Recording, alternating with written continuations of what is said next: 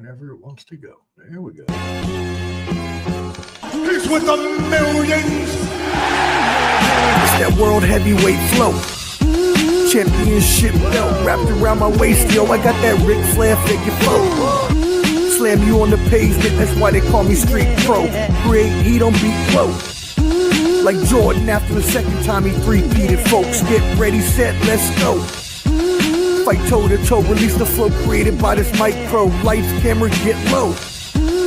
Action packed, back to back. In fact, this monster will grow. Y'all better let him know. Man with the master plan, and you have no need to know. You came prepared, now get ready for the show.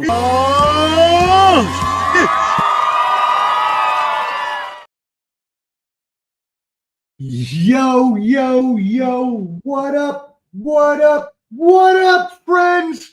You know what it is, Ball and Buds back at it again. And yes, I brought some friends. Let's go. You know what it is. We are going to have a grand sports review today. We are going to talk all of the sports. We are going to give you all of our predictions so you know where we come from, because it is only once in a blue moon that we get these gentlemen all in one place. Why? Because the Bottom Line Sports met its untimely demise, but it was timely in its own right, and we have all gone on to bigger and better things. But that being said, we always got to go back to our roots and our family. And so, you know, I got my brother from last night. You saw him. I was on his show, Wild Card Mar with I.O.W. Sports. He is with us tonight. And as well, my brother from the Bottom Line Sports. It's been a minute since him and I got to chat. My brother, Can, the stat man. Canteen, what's good, my brother?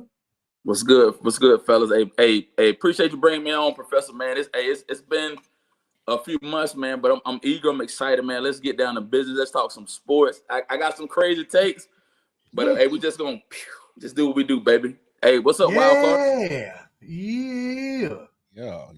What's happening with y'all fellas? My man Can back in the building. Let's see if he's ATL Georgia today or is he a Dallas Cowboy today? Or is he a Dallas Cowboy fan?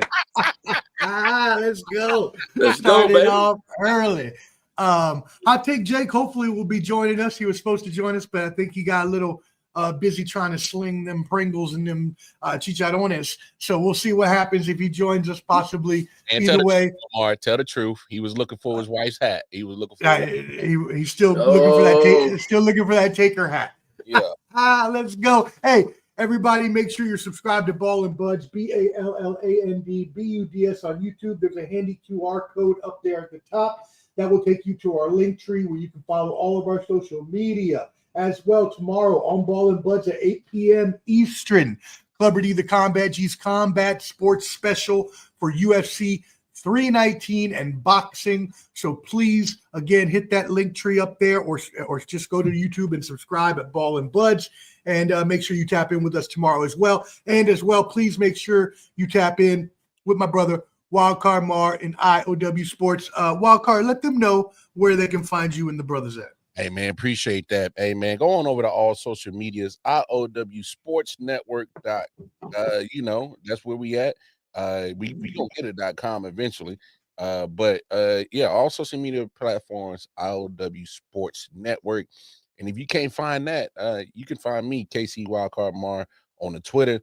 And man, I'm everywhere and anywhere in between. I'm everywhere on these damn interwebs when it comes to podcasts. So you can always just so yeah, man. Always a pleasure. Talk sports with the bros, Omar. And I think Jake called out because he is like, man, them dudes gonna dog me about Bo Nix. Yeah, we is. Oh, scaredy cat ass. Bring your ass on. But anyways, yeah. So again, thank you for Wildcard Mark tapping in with us again today, y'all. Make sure you tap in with them at I.O.W. Sports, and as well, make sure you tap in with Jake at Final Say Podcast with him and the boys over there, still doing their thing. Very funny show. Make sure you tap in and subscribe on YouTube as well there. All right, cool. Well, until he gets here, we are going to keep it moving. It's been a lot of sports going on. I know that it is mainly baseball season in the heat of the pennant race, but we also have NFL coming up as we just started the preseason this past week, and NBA is right around the corner, so we cannot forget about that. We are going to give you all the news, all the takes here today. So let's kick this bad boy off, shall we? Gentlemen, first let's start in baseball. We want to save the football for last because we know that's what everybody came for. So let's talk a little baseball first. Ken, I know you have been waiting for this for a long time to run down those MLB standings. Let's do it, brother. Us. So run through those for us. What we got going on in Major League Baseball? All right, guys, man. American League, man. This is a shocker for me, Professor. This is a shocker. This team made a complete 180. But when we look at the American League East, we have the Blue Jays at 70-50. The American League East, Blue Jays 70-50. The Red Sox 66-55. Yankees 64-56. Tampa Bay at 58-63, and the lowly Baltimore Orioles at 53-66 for the American League East. When we look at the American League Central, Tigers 70-52. Guardians, the Guardians are 62-56. The Royals are 60-61. Twins are 56-63, and Clubber D, his lowly Chicago White. No, God, that's horrid. That is horrid. Sorry, Clubber D. That sucks. They're at 44-77, fellas. But the American League West, the Mariners 67-53, the Astros 67-53. They're both tied up first place. The Rangers 61-61, Angels 58-62, and the Athletics are 54-68. Let me hit the National League really quick, and then we'll go back. Let me stop you there. Let's just stop there since they got that in their mind already. Let's just stick with the AL, and we can go to the NL next. For now, let's start there in the AL, excuse me. As we're looking at the American League, we'll go and we'll start with just the teams that are still in contention. As you mentioned, the Blue Jays, right? 20 games above 500, almost, or they have a 4.5 game lead above the Red Sox there in the East.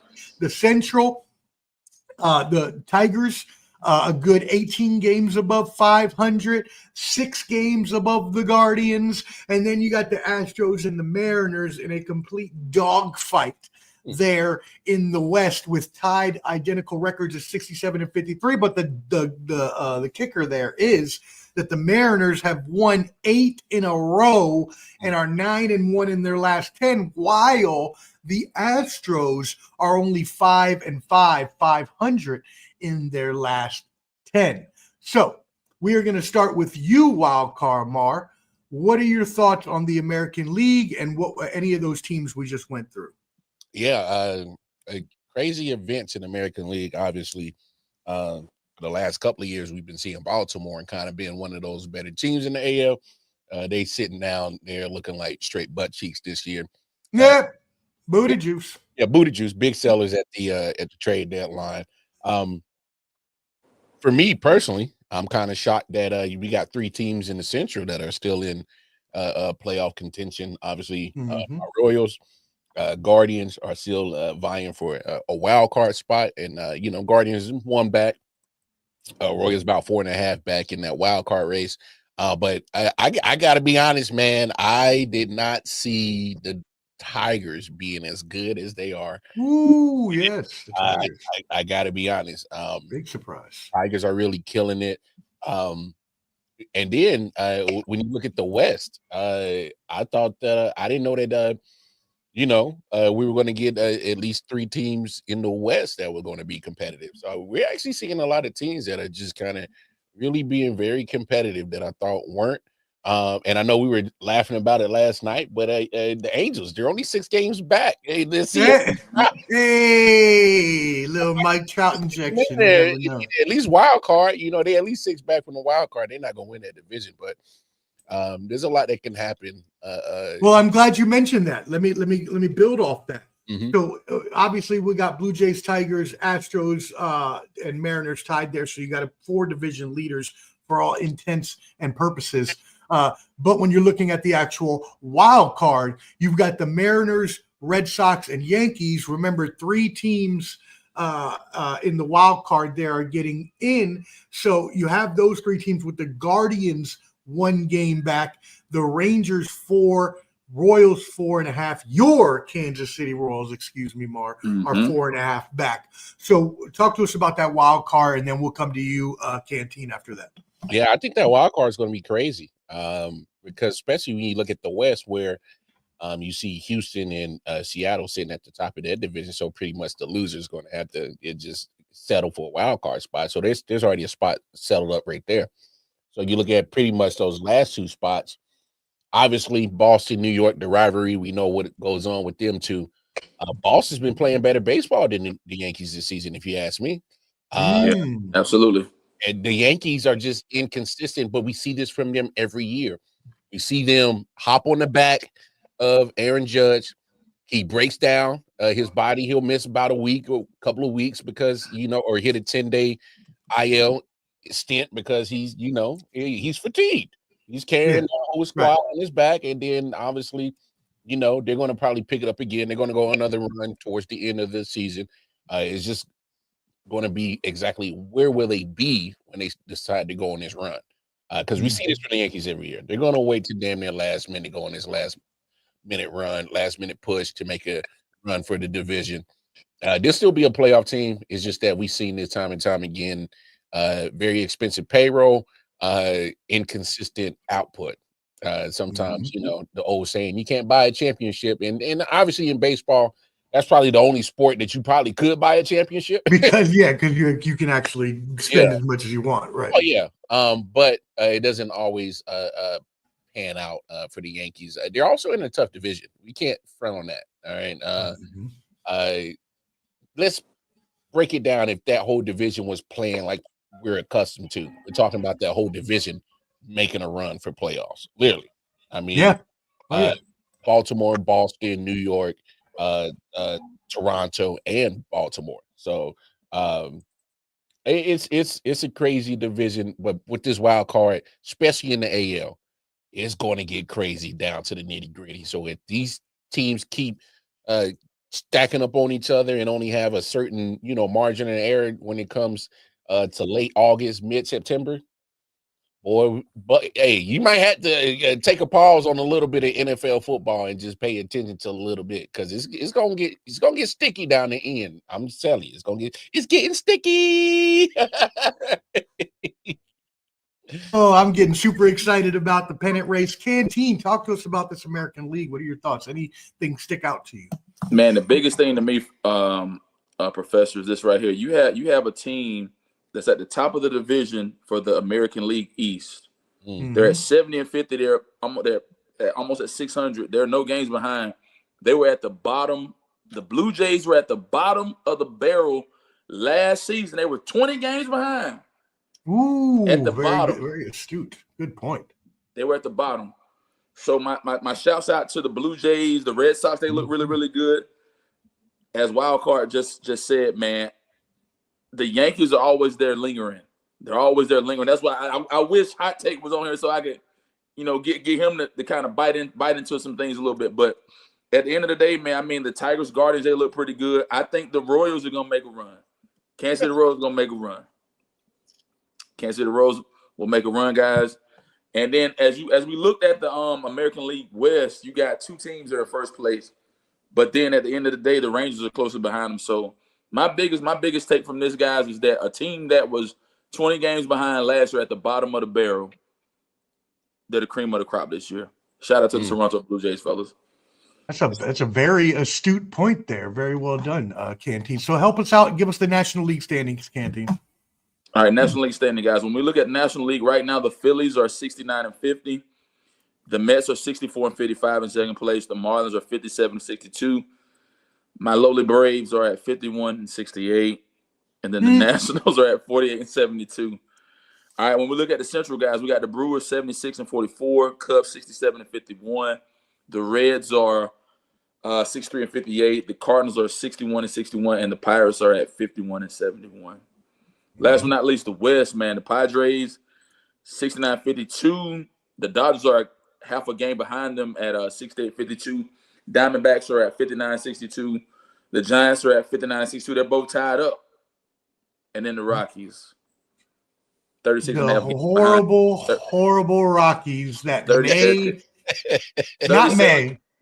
Damn near 37 games behind, guys. They're at 32 and 88, fellas. So that's what the National League looks like at this point, guys. As sadly as Clubber D's White Sox set the record last year for complete more abundant, the Rockies are going to break it this year. They're going to break it the next year. They are complete rubbish. They are booty juice to the extent. You know what kind of booty juice they are, Mar? They're that type of, since they're in the Rockies, I got to give you a little Rockies scenario. Imagine you're hiking the Rocky Mountains, and imagine you've been hiking with your crew. You're going a couple miles up, and you've just been sweating from head to toe, just sweating, and it's just the swamp ass booty juice. That's what I'm talking about right now, my friend. That's what kind of booty juice the Rockies are. Hey, Professor, what you call it? Basuda. Basuda. Say it in your words. You want you to say it. The Basuda, the booty juice, baby. The Basuda. Yes, sir. Basuda. But no, let's look at this. Isn't there a theme, though, that we see, gentlemen? The theme I'm seeing is that in the NL East and NL Central, we've got at least around 4.5, 5-game leads in both of those divisions, if not more, when you look at the Brewers now 8 games above the Cubs. Right. But the really close races are your AL West and your NL West. NL West. You have the where you have the Mariners and Astros tied in the AL, and here in the NL, as Canteen just mentioned, you have the Padres a half game above the Dodgers. So obviously we still have about 50 games left in the season, depending on who your team is and how many games they've played. Around 50 games left. So, Canteen, we'll start with you here. What are anything big stick out to you here in the National League? Man, the biggest thing about the National League, man, I think things kind of, turn for the East. I mean, the Mets were on top of the East last year, but the Phillies are on top of the East at this point in the season. The Braves have had a horrible demise, man. 18 games behind, that's really, really bad for an organization like the Braves that, had a lot of good top cover, but, hey, it is what it is. But the Brewers are doing what they do best. The Cubs are closely behind them. We haven't heard much from the Pirates, and then the Reds and the Cardinals are doing their thing. But the thing the things that stick out to me the most, fellas, is this right here. You got the Padres and the Dodgers. They're both neck and neck. So, I mean, I think there's a lot that can happen. Not really much for the Diamondbacks and the Giants. And as we just said, the Rockies are on the demise, and they're going to fall even worse than how the Chicago White Sox fell last season, man. So at this point, I think the Phillies, the Brewers, and the Padres will probably be your top-tier teams coming out of the National League at this point, fellas. Okay, well, there you go. And talking about the Rockies, talking about skywalking, talking about taking flight like Mr. Marr is right now. Skywalker Boxeo tuning in. The Skywalker, salute to him. Y'all tap in with him. Skywalker Boxing Media on YouTube. They are my partner here when I do country boxing. He is the utmost boxing networker. So if you like interviews in the combat sports boxing world, go ahead and tap in with them. Skywalker Boxing Media on YouTube. Skywalker Boxeo on Facebook. Thank you for tuning in, brother. Take some flight, settle in with us, and enjoy the ride. Mark, what are your thoughts right now on that National League as we looked at it? Before you go, I do want to touch on the wild card because obviously you are wild card Mar. So the Cubs, Dodgers, and Mets are currently your wild card leaders. Remember, Dodgers only a half game behind the Padres. Dodgers only half game behind the Padres. The Reds are 2 games behind the Mets, which is where I was going, and the Cardinals are 4.5 games behind the Mets for that last wild card position. So, Mar, what are your thoughts on the NL? Yeah, if I'm being frank, you can be frank, just don't call me Shirley. Hey, what movie was that? Anybody? Yeah, Airplane. For me, bro. Airplane. That's too old for y'all. Airplane. This is it. That might be too old for me, bro. Damn. But no, I mean, I'm still Leo. I said Liam Neeson, by the way. Neck is Leslie Nielsen, and also Lou Alcindor, Kareem Abdul-Jabbar was in that movie as well. But anyways, my apologies. Keep taking it back, bro. No, when it comes to the wild card in the NL, I'm actually kind of surprised that the Reds and the Cardinals are kind of sticking around. Well, more so the Cardinals are kind of sticking around a little bit. I kind of think they'll fade towards the end. The Reds, I kind of step back and really, now that I'm looking at it, they're really not far behind because they can score. They just need to make sure that they can match some pitching that matches their output on getting runs and things like that. So if they can get that going, they don't sleep on Ellie De La Cruz, is still a bad man out there. But other than that, I was kind of that dip that the Cubs kind of took post All-Star break was kind of surprising. I didn't see the Brewers all of a sudden just coming out of nowhere and just now being one of the better teams in all of been hot. Fire. So I didn't see that one coming. I'm not even gonna lie. I mean, they're pretty much hitting their stride right now. Their pitches hitting their stride, and their bats are just producing like crazy. So I mean, you're getting the best of both worlds right now. That's why they're most winning team in all of baseball right now. So I didn't see that one coming. I'm not even gonna lie. Man. I mean, the Brewers have always been like, that fringe contender year in, year out. They're always, they're a little bit above 500, a little better than that. But Christian Yelich has finally had that breakout season since he got hit with the PEDs, whatever that was 7 years ago. And let's be honest, they're the hottest team in baseball, even hotter than the aforementioned Mariners. They have won 12 in a row. I need to grab the charger before my computer runs out of battery. So Mar and Canteen, I would like to know, what are your World Series predictions? Who's your teams from the AL and the NL? And who is your winner of the World Series? Hold on, let me get the banner up so we can have this for the shorts real quick. There we go. All right, go. Go ahead, Can, man. I'll let you steal the way because I know you ain't gonna pick your Braves because they got too many. Hell no, bro. Hey, if I had to pick two teams out of the American League right now, man, that I think that could go the distance right now, I gotta go Toronto, man. Toronto has really like transformed their whole organization. As I said earlier, bro, they were 20 games behind last year at the bottom of the barrel on the American League East. I think they've turned it around. I think they're doing really, really phenomenal. I got to go probably Toronto. I'm going to go Astros. Toronto and Astros, man. Toronto Astros. I'm going to go Toronto Astros out of the American League. And then if I go National League at this point, man,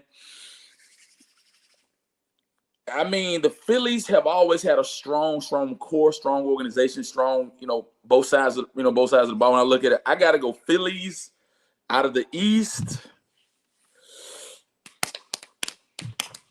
Phillies and probably the Brewers, man. All right, so you got Phillies and Brewers, and what was your AL pick? I'm going Toronto Astros. Toronto and Astros. Now, who is your World Series between those? I'm gonna go Toronto, Philly. Toronto and Philly. And who you got as your world champion for 2025, sir? Straight Blue Jays, man. Canada. Canadians, say, baby. Canadians, baby. Oh, they partying in the 6th, boy. Okay. Drake gonna be dancing in the streets. Yeah. Jake, where you at? Hot Take, where you at, boy? Oh, man. He said the Blue Jays, which would be, hey, they loaded up a couple years ago for that reason, to be able to have a playoff team that could win that championship. And, with the pitching staff that they have that's healthy now. And again, I mentioned this and I was laughed at on the trade deadline show a few weeks ago. Shane Bieber, if healthy and could return to even half of his Cy Young form, would really help them out. And if he does, the Blue Jays are going to be very, very hard to contend with. So that's Canteen Blue Jays over the Phillies in the World Series. Yes. Wildcard Mar, who you got? Man, I'm just going to make it plain and simple. I got Detroit Tigers taking on Milwaukee Brewers. We're going to have a Midwest. Ooh, the Brewers. What? Yes, we're going to have a Midwest World Series. And interesting. Detroit takes it home. Wow. Championship for the city besides the Pistons and, of course, Detroit Shock in the WNBA before they were eviscerated. So not too many championships going on in that city, but the Tigers bring one home this year. They bring the World Series home. Yes, sir. And my MVP. Yes. I was going to ask if you had one, but yes. Yeah. Please. I think he wins Cy Young and MVP. I'm going to go Scooble. Ooh, Scooble on the dub. On both. The MVP and Cy Young. What about in the NL? Who you got? You got anybody in the NL? You don't have to. No, NL. You have an MVP or a Cy Young, whichever. So Cy Young is going to be a man in Pittsburgh, Skaggs. Skeens. I'd be messing up his name. You good? Yeah. Skaggs. I like Skaggs better. Although rest in peace. That was Tyler Skaggs who played for the Angels. Yeah. OD'd on that medicine they were giving him. Yeah, and a whole bunch of people be getting arrested for that too. So Paul Skeens, that's my man right there in Pittsburgh. I know they're gonna look at the the run support and say, oh, the win loss, blah. No, look at homie pitch. He's filthy. All right, he's filthy. He can only affect. Yeah, he is.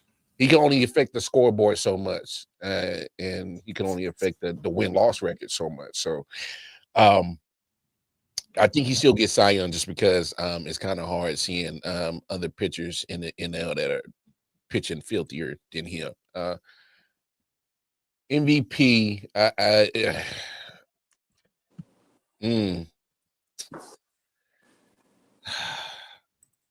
think they still gonna give it to Ohtani. I still think they give it to him. I know what he is. I know what he does. Obviously, to my homeboy, Jersey Boy MJ, if you ask him, he'll go on a whole tangent. But hey, he is good. All right. For whatever they ask him to do, I know he doesn't have the pitching appearances that I would per se to like for him to be quote unquote a dual threat player.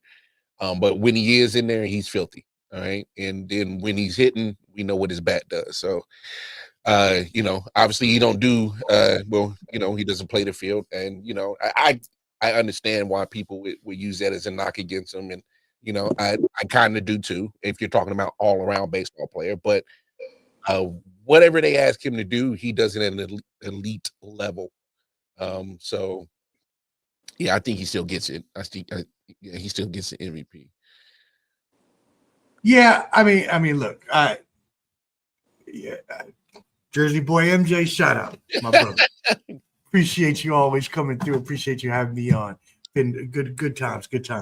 I cannot agree at all with his take on Ohtani. Yes, he may not play the field, but the only way you could be a more versatile and greater player is if you played the field, hit, and pitched, and no one does that. So until we see someone do all three of those, then right now he is the only one doing something of this nature to the elevated ability that no one else can do it at, being one of the top, if not best hitters in the league and one of the better pitchers in the league. So that's and I like him going off on it because it's funny, makes me laugh. But I just got to set the record straight. Ohtani is one of the best in the world. And it's not anything. They're not trying to hype him up. It's not anything it just is what it is. Now, Canteen. Go ahead. To be fair, business-wise, it isn't a bad idea to market him. It's not a bad idea. I mean, of course not. When just the nation of Japan has a population so huge on themselves, and they're going to follow him. Oh, you definitely market it. So I mean, you'd be stupid not to. Of course. Right. Yeah. You market the hell out of them, just like they do with the Spanish players to all the little Spanish countries. Mm-hmm. But that does not change the fact that he is still one of the best players on the planet, no matter what. And it's not overhyped. It's not, inflated. It's not MLB giving up to him because they instituted stolen bases for him, which is wild that he even thinks that, and I know he's half joking, but still, we just got to set that straight now. Canteen, if you want to have Cy Youngs and MVPs, I can come back to you in a second. But since I have mine right here in front of me, I'm going to go. I did my trade deadline show with Jersey Boy MJ a couple weeks ago. You'll go ahead and check that out at Ball and Buzz. That was a good show with the Lion, Reese Penn, and my brother Mike Wiebe. But anyways, I gave my picks then. I revised my halfway picks. And so I'm not going to change them now. At the beginning of the season, I picked your boy, Bobby Witt Jr., as my MVP. Now, I do realize that with Judge getting hurt, he actually has a little bit more of a chance. Does that mean that he's actually going to win the award? Probably not. If I'm only keeping it because I like to keep with what I go with at the beginning of the season, if possible. I think Kyle Raleigh will actually end up winning it, especially if he hits to 60 home runs, which I think that he will. The big dumper. We talked about him last night on your show, Mar. Mar likes to point out that he carries a big stick.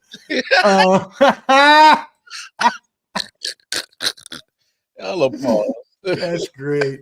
So I'm staying with Bobby Witt Jr. because you never know. There's still a chance with Aaron Judge, hurting and still not fully healthy, even though he's coming back to the lineup. For the Cy Young, I agree with you. Skubal all day. He was a Cy Young last year. He's going to be the Cy Young again this year. In the NL, I picked Juan Soto at the beginning of the season. Yes, it was a homer biased pick. I don't care. He has almost 30 home runs now. Almost 30 home runs on the season. Yeah. I am going to stick with it because you never know. If Ohtani, God forbid, was to get hurt or start faltering down the stretch, Juan Soto is on a heater right now and could overtake him. And again, if it's a modicum of a chance, I will stick with it. So I'm sticking with Juan. And then at Cy Young, I agree with you. I had it as a Skeens-Wheeler toss-up, which it still really is. Technically, if you look at it, it's not like they're far apart at all. But talking about Wheeler out in Philly. Yeah, Zach Wheeler out in Philly. And you could throw Christopher Sanchez in there out of Philly too. But it just seems like Skeens consistently goes out and performs at a very high level. And like you mentioned, even though the run support is not there, a la Jacob deGrom in like 2015 or whatever, 16, whatever. Yeah, I've seen it plenty of times before. Happened to Zach Wheeler when he was with us. So anyways, I think Paul Skeens does sneak ahead of Wheeler to get the NL Cy Young there. And then finally, for my World Series picks at the beginning of the season, I had the Dodgers versus the I believe it was the Dodgers and Red Sox is what I had. I'm going to stick with it because I have no choice. But I also believe that, or I did believe earlier, because I have it written in my notes here from the Midway show we did a few weeks ago, that I also had, and this was before Aaron Judge got hurt, I had the Yankees and the Rangers as right there below the Red Sox. And this was before the Mets went into their slump. I had the Mets as right on the heels of the Dodgers. But now since the Mets have been in a huge slump, I'm sticking with the Dodgers and the Red Sox. And then my World Series winner at that point, I don't want to see the Dodgers win it again. That would be boring. So I'll go with the Red Sox pulling out a victory. I didn't actually have that pick. I thought I did. Red Sox over the Dodgers in the World Series. That'd be interesting. Good, yeah. Two huge markets in baseball that would definitely bring some viewership.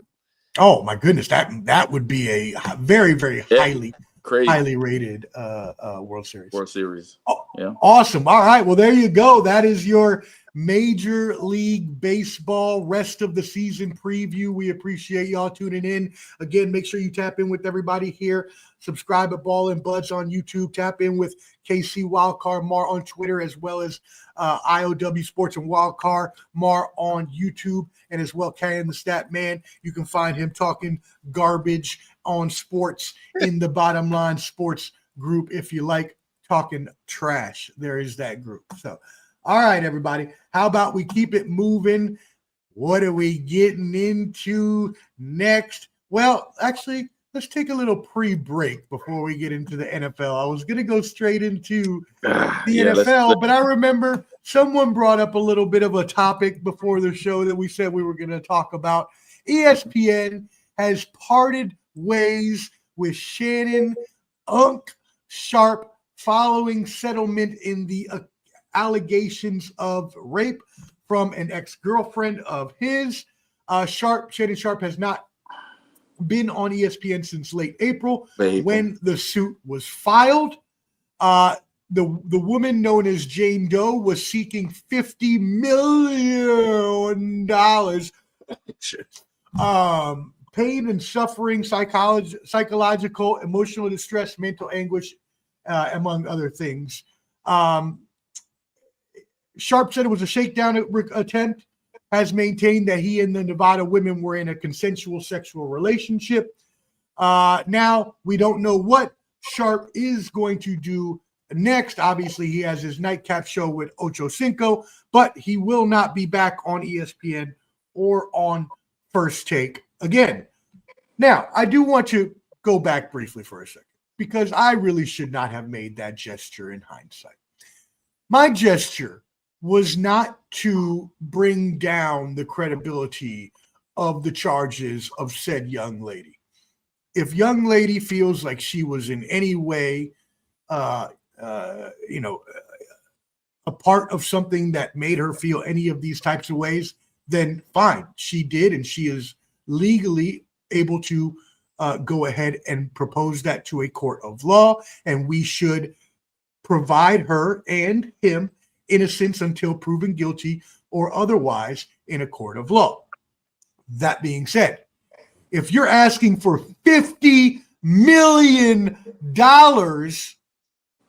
I don't know, just seems a little off to me. Again, I'm not taking anything away, and before I get myself canceled off the airways of YouTube, I'm going to move this on to Mar, who has daughters and can probably speak to this better before I get us all canceled. Mar, help me out. Yeah, this is I just think Unc should have when you start getting money, like and obviously it's kind of hard for us to relate to what Shannon is dealing with because we're not in that tax bracket, but just me personally is like, I know if I was to ever reach that type of money, I already know like it's not necessarily that it's you that changes, it's everything around you that changes once you get the money.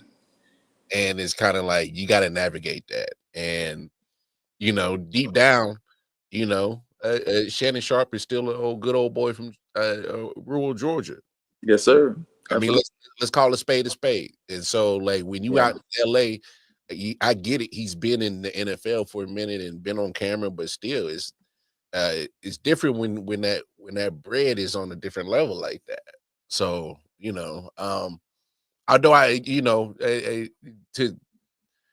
not to kick him while he's down, it's kind of like I just thought that he's been in this kind of light for a minute. And life not being so private, he's on camera pretty much a good chunk of his life. I just thought that he would have moved in a little bit more discreetly and better with the situation. But hey man, I hope it was worth it, man. That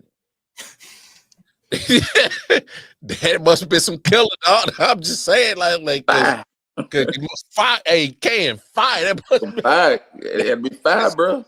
Because it cost you. It cost you, man. You gotta assume they settled at least half. Come on, man. But, yeah, absolutely. We ain't even talking about the potential money that probably could have been made had this situation not even occurred.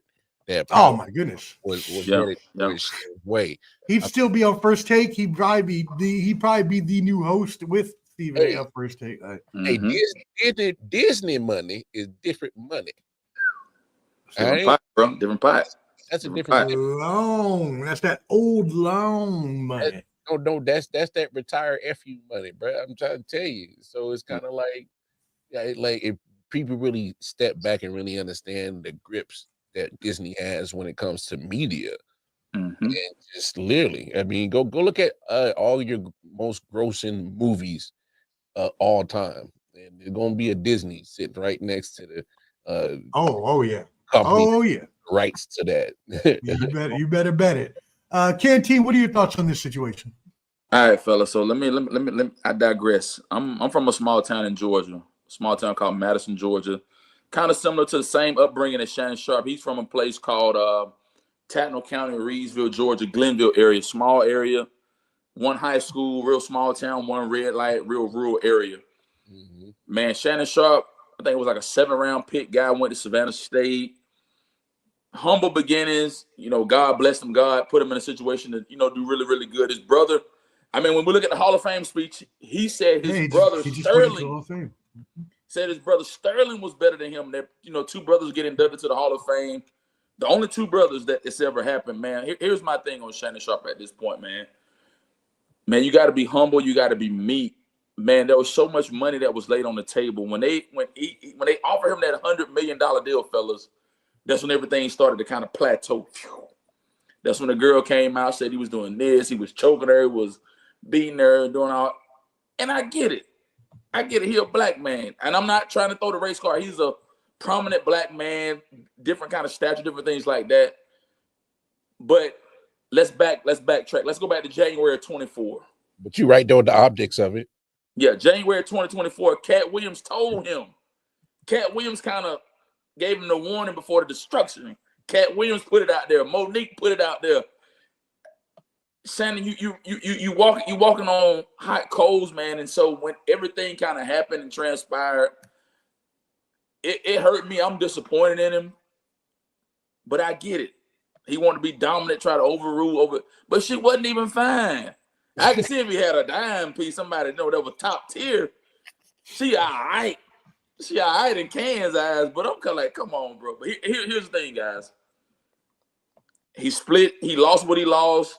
Hey, at the end of the day, Shannon Sharp still got his Laportier cognac, still got his nightcap show. He's still doing and making money in other places. Yeah. But I think God has set him apart to get that money from Disney, do his thing, and be great, and go places and go far. But it's a learning. We all make mistakes. We err. He learned from this. I know his pockets hurt because I know he was on the show the other week on Nightcap begging for $5,900 that Ocho owed him. So hey, I'm just keeping it real, fellas. $5,900, you begging for that? But hey, I get it. Your pockets might be a little tight right now, Hey, stop. He did. I'm telling you guys, go back. You guys got to go back and watch an episode of Nightcap. 5,900, Unc. That's where we got to. I was begging for $5,900 from Ocho. So I get it, man. At the end of the day, I think Shannon Sharp will still grow and thrive. But as far as them being a prominent spotlight with Stephen A. and them guys, nah, man. I don't think he'll resurface after this, man. Nothing big like that. No, in the long run, he'll be fine. In the long run, like you said, he already has his show that is already a very highly rated show, so it didn't even matter anyways. Now, does it hurt his pockets from not having the Disney long money, ESPN, first take visibility? Of course. But everybody knows who he is anyways because he was a Hall of Fame football player before that. So as long as he does his own show, that's all he needs to do because there will always be sponsors to be there no matter how bad of a shit you do. There's going to be sponsors that will sponsor you. Yeah. He'll get through it. He just needs to just stay out of no more bull. The limelight. Yeah. Because if you really look at it, you had the situation he was on the basketball court with John Morant, daddy. Yeah. The little Monique, the little situation, the little Instagram live thing, and now you got this situation. Oh yeah, I forgot about that one. Yeah, I forgot about that one. It's like shit. Like you got to start like chilling out a little bit, bro. Just chill out, bro. Yeah. As the great Christopher Wallace once said, "Mo money, mo problems." Mo problems. And you gotta sit down. You gotta just be more careful, especially because these girls are gonna do that. She's an OnlyFans model. The fuck you think she gonna do? Of course she gonna try to. Of course she try to hang out with the rich people and try to get as much out of it as possible. Now again, I'm not saying her allegations are false. I'm just saying, man, when you ask for that much money, you would not be mistaken if you thought, well, maybe we need to see if this is also extortion. Right. But I'm not the court of law, so these are all allegations, and you should not listen to me for any of your legal advice. All right, let's keep it moving into some other NFL news. How about we talk about this huge deal between ESPN and NFL, formally announcing a deal where ESPN will buy NFL media, including NFL Network, 10% equity in the league, and also the red zone name, including being able, which is the best part about this, gentlemen, to use the red zone name in other sports. So we can get things like a college football red zone and so on and so forth. Canteen, holla at me. How do you feel about this merger or this acquisition, bro? I think it's great. Just to caveat on what you just said about the red zone. So it could be red zone for baseball, basketball, football, college, all other sports. So I think that'll be a way for us to see things and bring it in crunch time and all that different stuff like that. But I think that the NFL has lost its validity. They ain't got no value added no more. I mean, and what I mean by that is like Roger Goodell and everybody else, like the NFL network is its own entity. Professor, its own entity. So you have you have those sportscasters that do their thing on the NFL network. But I think in hindsight, it's a good thing. Here's what I'll say. If they merge in with ESPN, you'll have all those other people that'll be, productive and do different things on the ESPN network and thrive and grow in that way. I look at it from that perspective. Okay. All right. Mark, what do you think? I mean, it just proves to me that Disney, who is already a multi-billion-dollar entity of his own, just bought 10% stake in another billion-dollar entity. I mean, let that shit sink in. After buying a stake in WWE, another billion-dollar entity. That's true. It's true, guys. Hey, that mouse eating, that's a lot of cheese that mouse eating on, man. A lot of cheese. Mouse ain't never gone hungry in his life. He ain't been looking for no cheese. No, like literally, like they could literally pay for all the debt for everybody and clear everybody's debt. They can house all the homeless right now. I mean, literally, they can clean up the whole world right now. You're welcome. I'll run for president. And so what do you think about WWE getting bought and also them moving over to ESPN? I mean, and it's ESPN's direct-to-consumer app they have coming out. They're getting part of that Mickey Mouse money. I mean, it's obviously, TKO was already in bed with them anyways. With you, TKO has been getting their bread, and so has UFC, and you see how their industry has taken off. No, WWE is literally keep breaking barriers on what it means to be a sports entertainment company. I mean, just the value of it and the reach internationally is crazy right now for it. So, yeah, the value of WWE has just shot up, 1,000-fold since Vince McMahon left the company, especially. All right, Ken.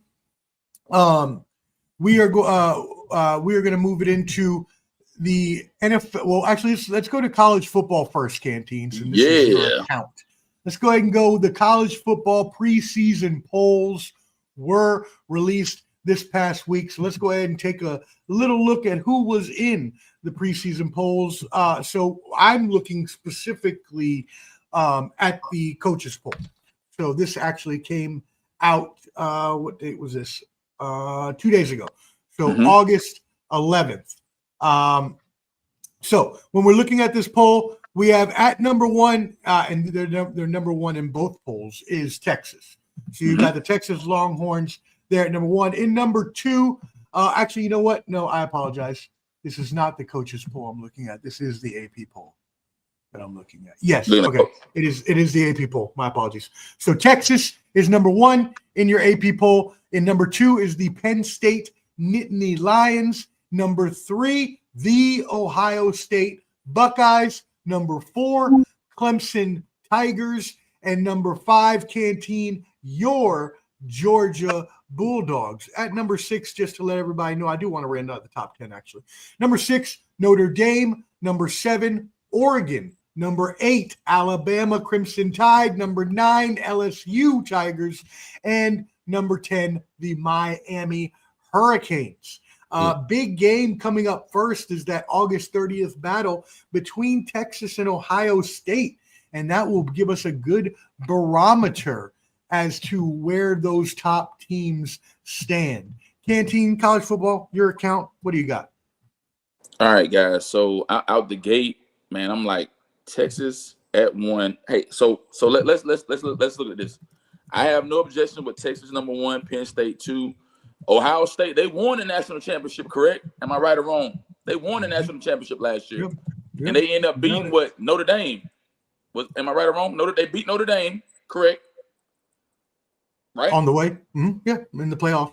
Yeah, I don't think they beat them in the championship. Was it the championship? Yeah. Oh, what? There was a championship. It was a championship. You're right. It was a championship. Yeah. They beat Notre Dame in the championship. So I'm trying to see how did Notre Dame drop down to 6, and then how the logic and stuff is not adding up to me. But I get it. Hey, Texas is who they are in the SEC. Penn State, Ohio State, Clemson end up winning the ACC last year. Am I right or wrong? I believe they won the ACC. I believe that's correct. They won the ACC. I think it was actually Clemson. Oh yeah, because SMU was. That's right. SMU was. They end up. I think they end up beating SMU or whatever, and then Georgia was in the SEC championship, but Georgia ended up losing to Notre Dame, and because I think Carson Beck ended up getting hurt, and then they ended up bringing in Gunnar Stockton, which I don't know about this kid, man. So here's what I think right now. I think for the preliminary rankings at this point in the season, they're good guys. But here's what I'm going to say about the whole college football layout, man. When we look at some of those top tier games that are going to happen at the beginning of the season, guys, we got to look at Virginia Tech is going to play South Carolina. That's going to be a big one. Notre Dame. Notre Dame is I'm trying to figure out Notre Dame for the life of me, guys, because Notre Dame falls up under the ACC for basketball purposes. Then they're independent when it comes to football.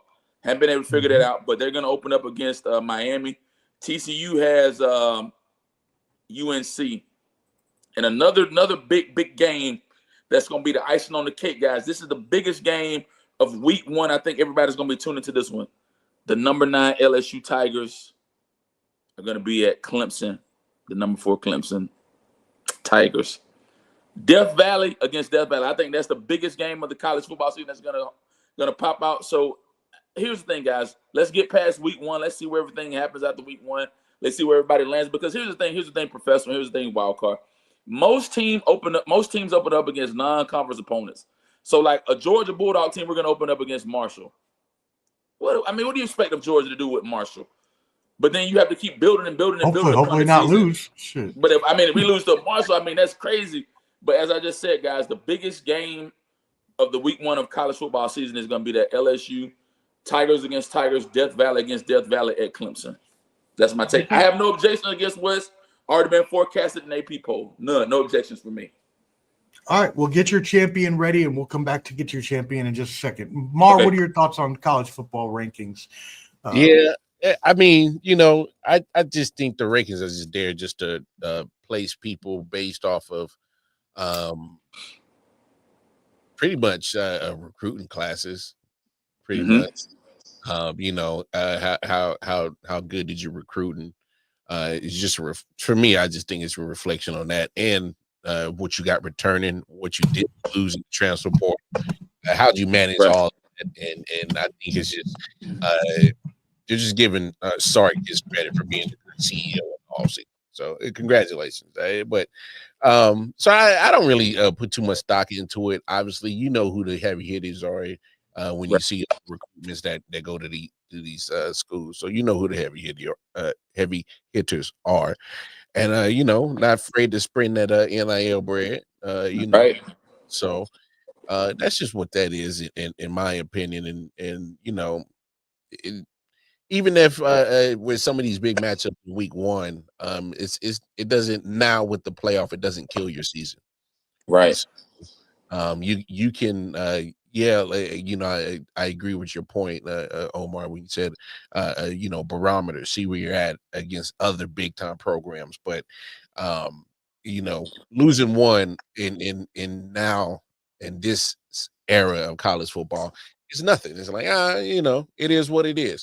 But we know how we can match up against other big universities. We'll see them down the road. So, now that the season's so long now, it's genuine now when it really matters now. So, Walker, who is your college team? Do I know your college team? I'm a Missouri Tiger fan. We down in Okay, there. I did not know that. No. You just go ahead and keep that to yourself. Uh, Anyways, have your champion ready in just one moment. I agree with you. Looking at these college football rankings, right, they serve no other purpose other than to make the blue bloods, the people with reputations, have even more of a reputation. Serves to only spread the gap between the have and the have-nots. Said this on my program the other day. It only serves to keep boosting up these legacy programs, some of them which aren't even good anymore. I talked on my program, the Professor Semanalmente, shameless plug, about how a lot of these rankings would go on to prove that a lot of these teams were overranked and just not even, a lot of the teams ended up not even in the rankings at all at the end of the season. I had gone through and found there was a study done from 1983 to 2005, USC, Oklahoma, and Nebraska, I believe it was, were the three most overranked teams that never ended up as high as they were when they were ranked in, the top 5 every year, even though they probably didn't deserve it. So I agree with you completely on those sorts of rankings and things like that. Everything's going to change. Yes, are some of those teams in the top going to stay in top? Sure, because it's not hard to say, okay, well, these are the teams that should at least at the end of the year be good because they were good last year. Yes, college football does change a lot, but at the same time, a lot of the good teams are good from year to year.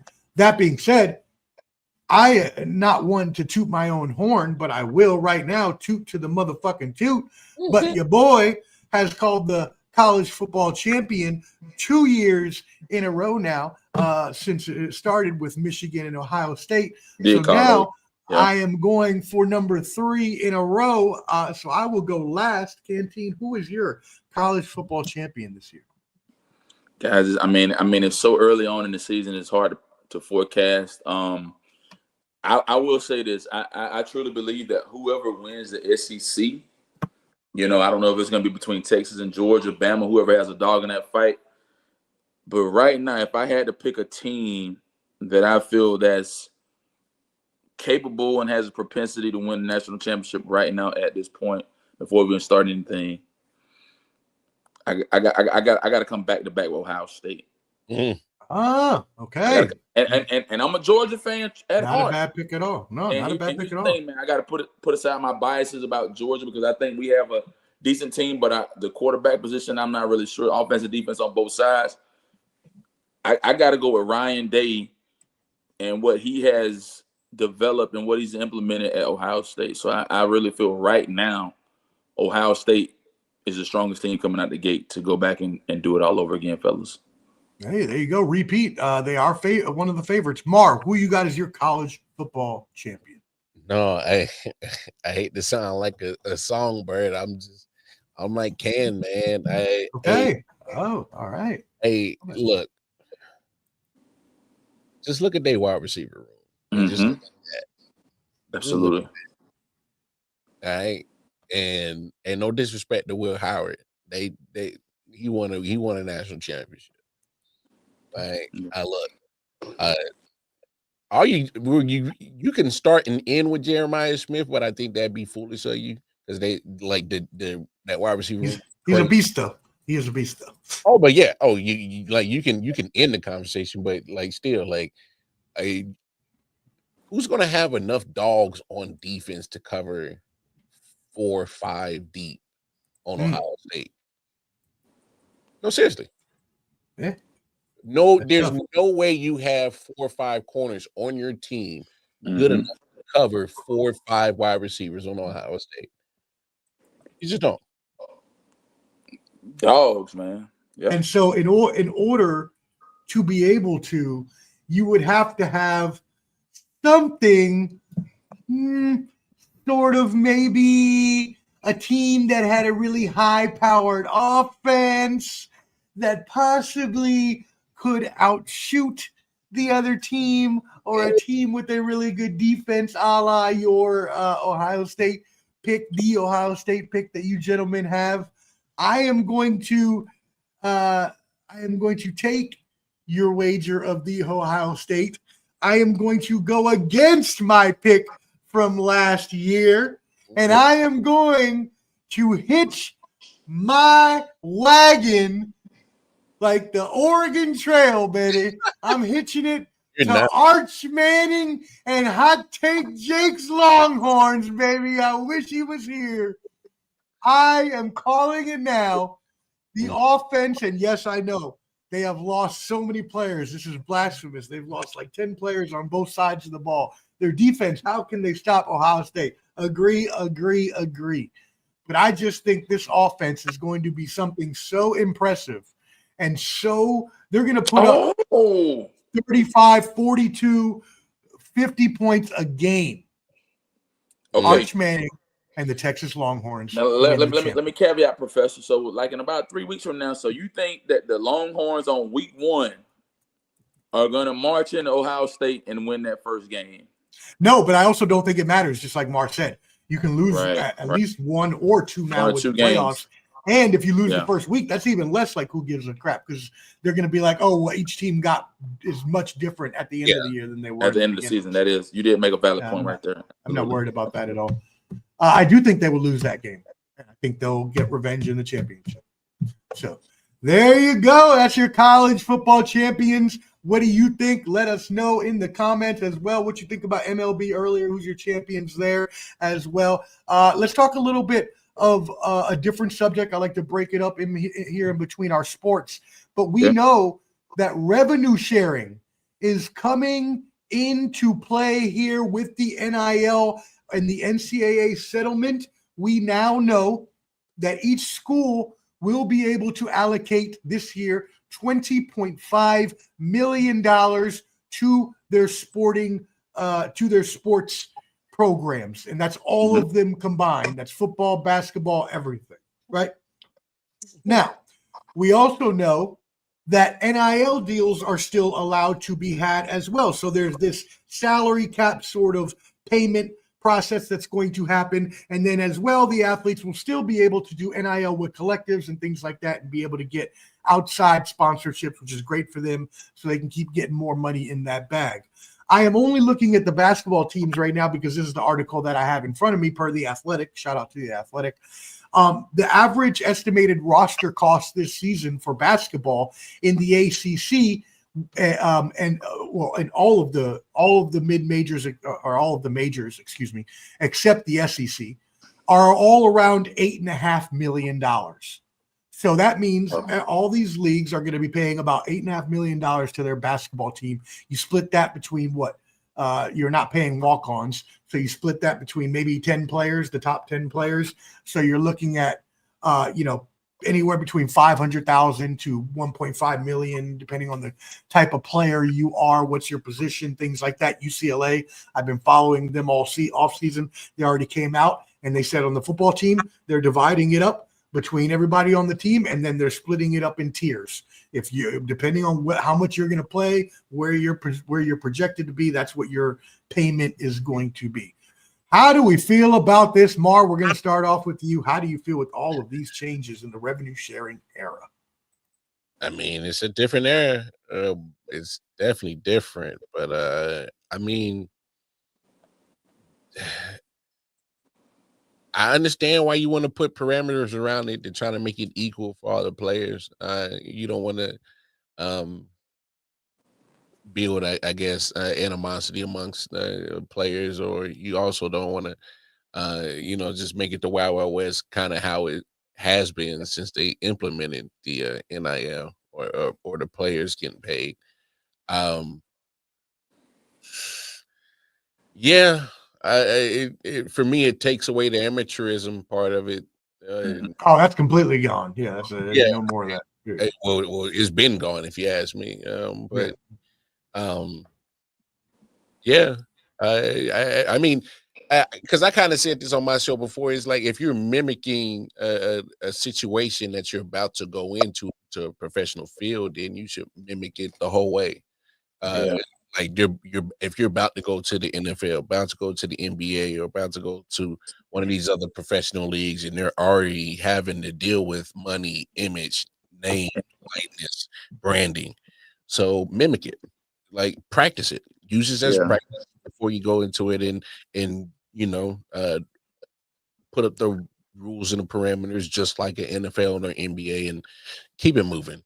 So simplify it, and adapt the same rules, just make the same thing. So Okay. Canteen, what do you think? Man, name, image, and likeness, guys. I think you separate the men from the boys, women from the girls. I mean, when you look at the financial aspect of everything, man, when I look at, like, I'll give you guys a prime example. You look at Duke basketball. Nobody was really concerned with Duke basketball after, Krzyzewski left, but then they had Cooper Flagg. He was like the prominent picture of Duke basketball. So you look at organizations and teams, even Colorado. Nobody was concerned about Colorado football without Shedeur Sanders and Travis Hunter. And so you put this money on the table. You put these big pockets on the table. You have the collectives. You have all these things, these different things that divvy up money to make and build your programs. I like the NIL. You got guys that were making more money, guys and girls that were making more money with the NIL in college than they're making on their rookie deals, and out there playing, in college football, basketball, whatever what have you. So, I mean, I think the whole NIL, the revenue sharing and all that stuff, man, it just builds the brand and it makes teams more stronger, but it generates revenue not only for the organization, but the players. They get to collect some money skim some money off the top as well. So I have no qualms with it, guys. Yeah, I've always been against the NCAA. I think they're one of the most corrupt and vile organizations of all time. Right. Amateurism is bullshit and always has been bullshit for the past 100 of years.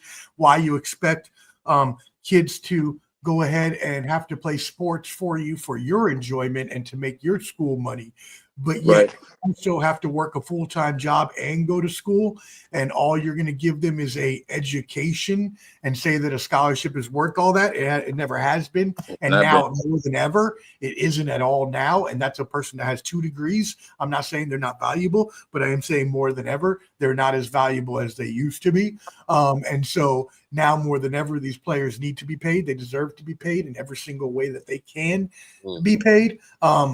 And is it great that necessarily we're doing salary caps and GMs and things like that?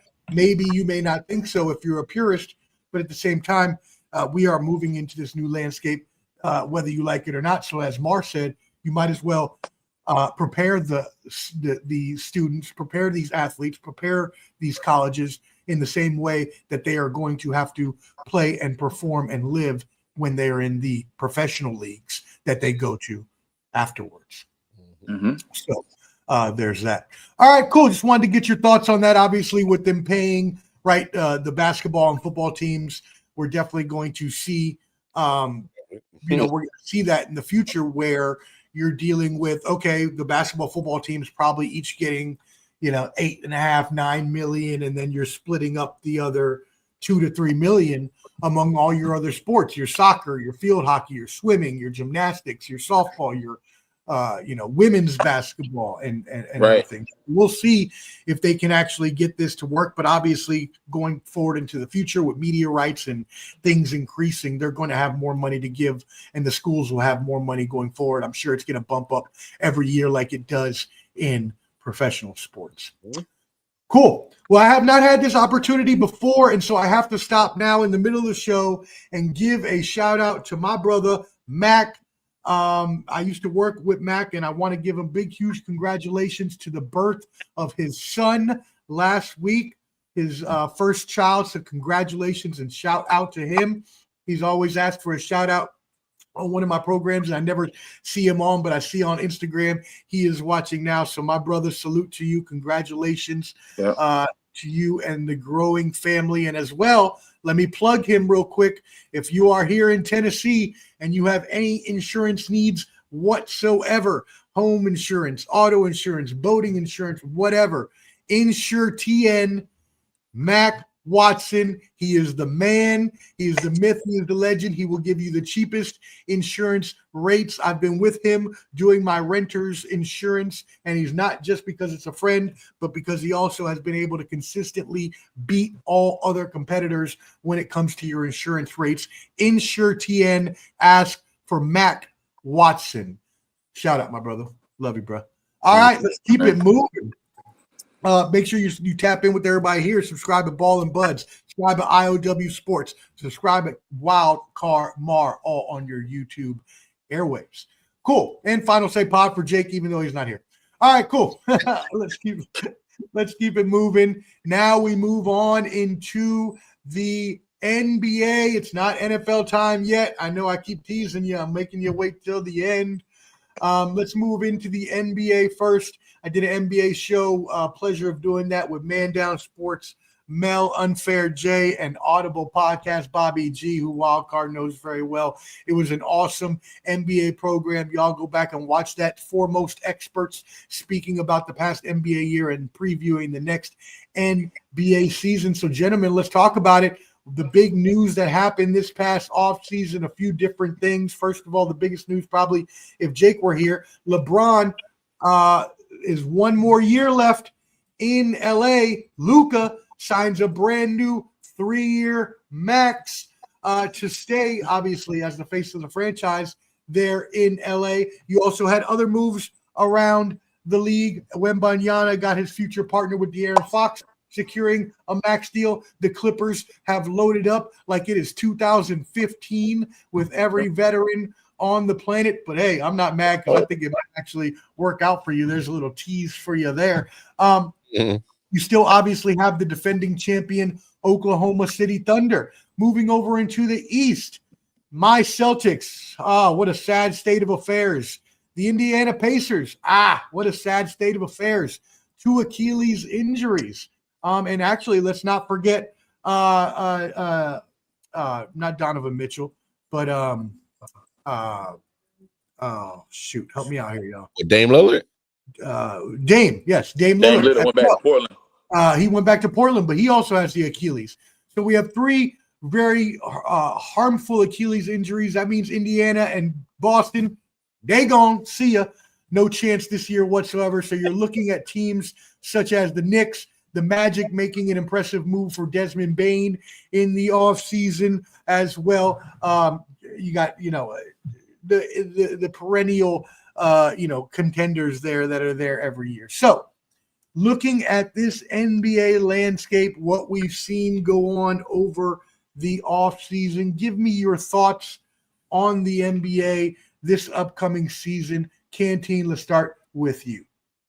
Man, guys, so if we look at last year's NBA season, man, it was kind of interesting, kind of sort of what have you. But, man, as we saw, OKC did their thing, and they ended up winning the championship, what have you. Shai Gilgeous-Alexander, prominent NBA player. But here's what we got, guys. When we look at the East, I mean, the Cavaliers ended up finishing the season at 64-18. Celtics went 61-21. Knicks 51-31. The Pacers were shortly there behind them at 50-32. We look at the West. When we look at the West numbers, man, Thunder 68-14, Rockets 52-30, Lakers 50-32, Nuggets at 50-32 as well. Here's what I think is going to happen, man. I think the door is kind of wide open across the board. I think here's my point on this, guys. Dame Lillard should have never left Portland, man. I think Portland should have stacked the deck, built around him. They could have had a great season. My other words are here the things with the East. You got Giannis on I can't pronounce his last name or whatever, but he's in a frenzy. So I mean, here's what we got, man. Lakers got LeBron James, and then another big thing, guys. Old boy went and lost all that weight. He got healthy, he got in shape. They got his looking diesel. Yeah, Luka looking kind of thin and look real chiseled out. So here's the thing, guys. I think it's going to be a great basketball season, man. I'm just kind of waiting to see how everything pans out during the preseason, see what October has to bring, but we'll just kind of go from there, guys, at this point. Yeah, no doubt. So, again, Mark, we've seen a lot of moves, but we also know that there are teams that are all in on winning championships. And those teams we've seen, right, in the past few years, perennial, the Nuggets, the Cavaliers started coming up. The Rockets look really good and young. They traded Kevin Durant, which we haven't Oh. even talked about. Yeah, I didn't even mention that because it slipped out of my mind. I don't know how, but Kevin Durant going to the Rockets was the biggest trade of the offseason. You still got the Knicks, right? Mar, give us your thoughts on the NBA upcoming season. Canteen said something that really kind of hooked me into what he was saying and wide open. And if you really look at it, especially in the West, you got a lot of talent everywhere, and at least about 6 teams deep that you know could make some moves and get to at least the finals, and probably maybe about a half of those you could probably say for sure probably win it. But then you look at the East because you got Indiana going to take a step back. No Halliburton. They lose Miles Turner to Milwaukee. You look at you know Boston with no Tatum and it's going to be pretty much on Jaylen Brown.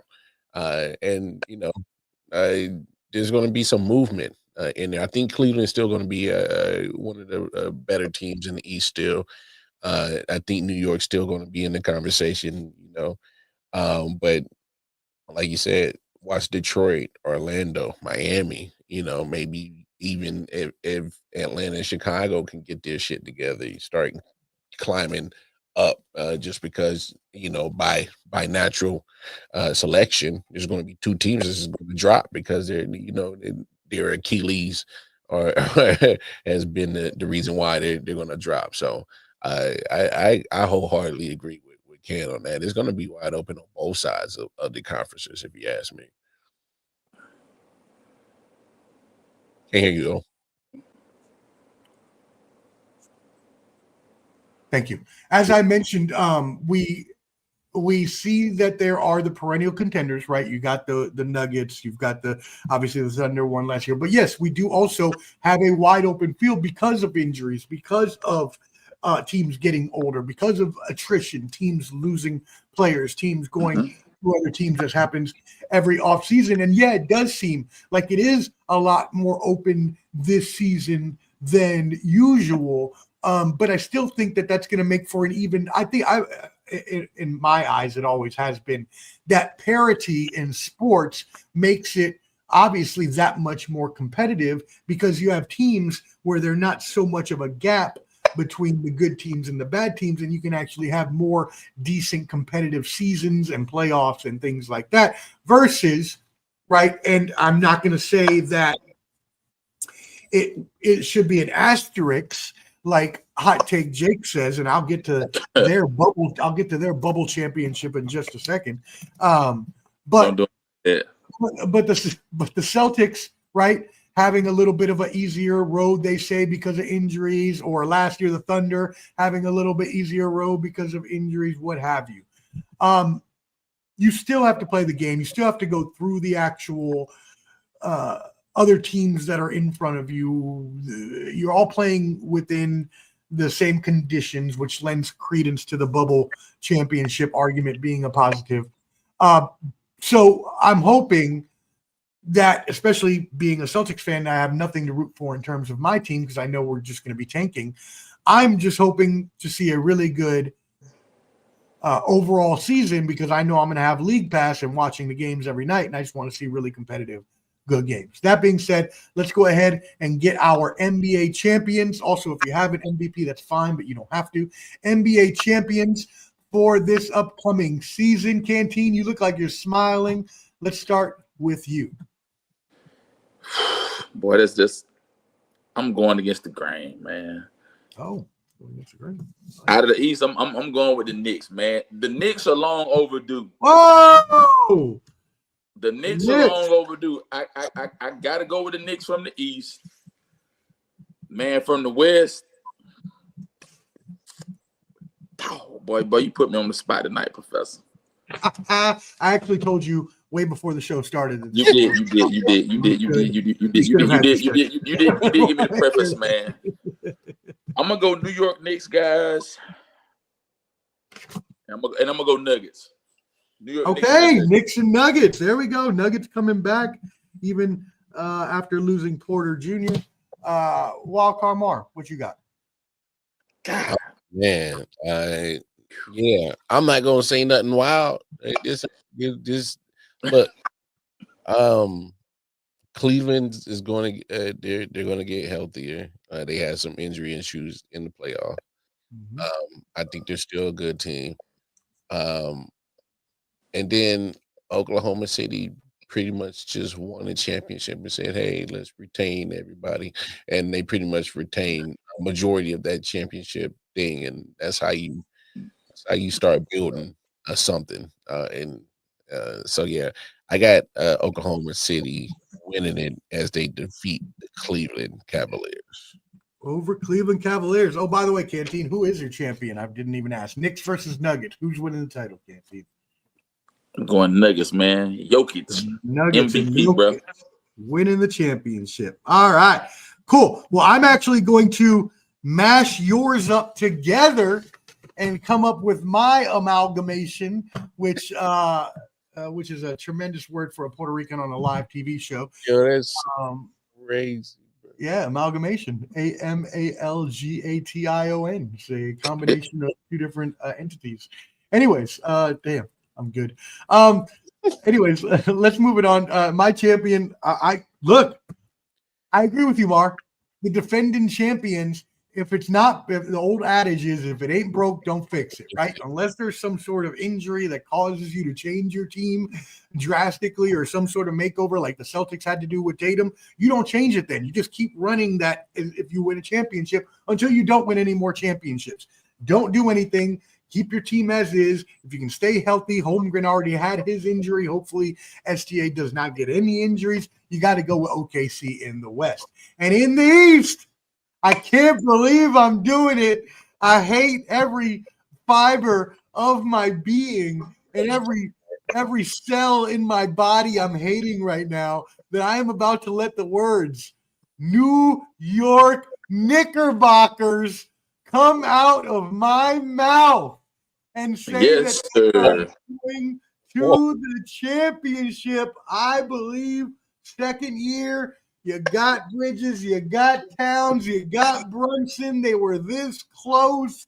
There's no Indiana. There's no Boston. Cleveland's there, but I don't believe in Cleveland. They don't ever get over the hump every year. They do the same crap. I'm being hot take Jake right now and joining Canteen. The New York Knicks will make the championship. And I say that because it also, as Mar puts his head down in disbelief, also brings me full, great, and utter joy to then announce that the Oklahoma City Thunder will sweep the New York Knicks, and I will be laughing all the way to an OKC two-time champion. Oh, so you just set them up to let them down, bro. That is Come on, man. Yo, that is so crazy. So you're going to let them get sweep, bring the brooms out, huh? In the sweep, not even a gentleman's sweep, just a sweep. Straight sweep with he's so disrespectful to all this. I know. All right, I'll give him a gentleman's sweep. That's fine. No. Keep it. That's funny. I love it. That's hilarious. All right, well, that's your NBA picks on the year. Thank you, gentlemen, for indulging me in that really early predictions. Polar Knights, shout out for tuning in. Says, as a barber, I love this show. It's every stage of beard growth. That's tremendous. And I just shaved mine today, sir. So you're getting the shave down. I literally just shaved a couple hours ago because it was kind of like a little rough. So you would have seen a little more growth. But we appreciate you tuning in. Make sure you check out all these lovely bearded faces and tune in with us and subscribe on YouTube. We appreciate you. All right, cool. What are your thoughts, by the way? You got any thoughts, Polar Knights, on the NBA season, the MLB season? What you got? College football, anything? Let us know. All right, cool. Let's move it in.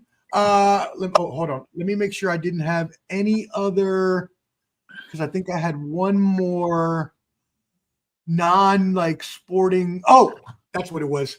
College basketball tournament expansion. So they talked about expanding the NCAA March Madness, going from the current 68 teams and possibly going to 76 teams. This was shot down, but they are saying that it could be brought up as early as next year.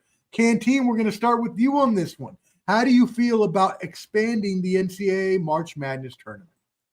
Now leave it like it is, man. I no objection. I like what they currently have. You go from the 64, 32, and they keep dwindling down till you get to the Elite Eight, Sweet 16, Elite Eight, Final Four. Don't make any changes. If you make it, you make it. If you don't, you don't. No need to fix anything that's not broken. In my words, guys. If it ain't broke, don't fix it. Don't fix it.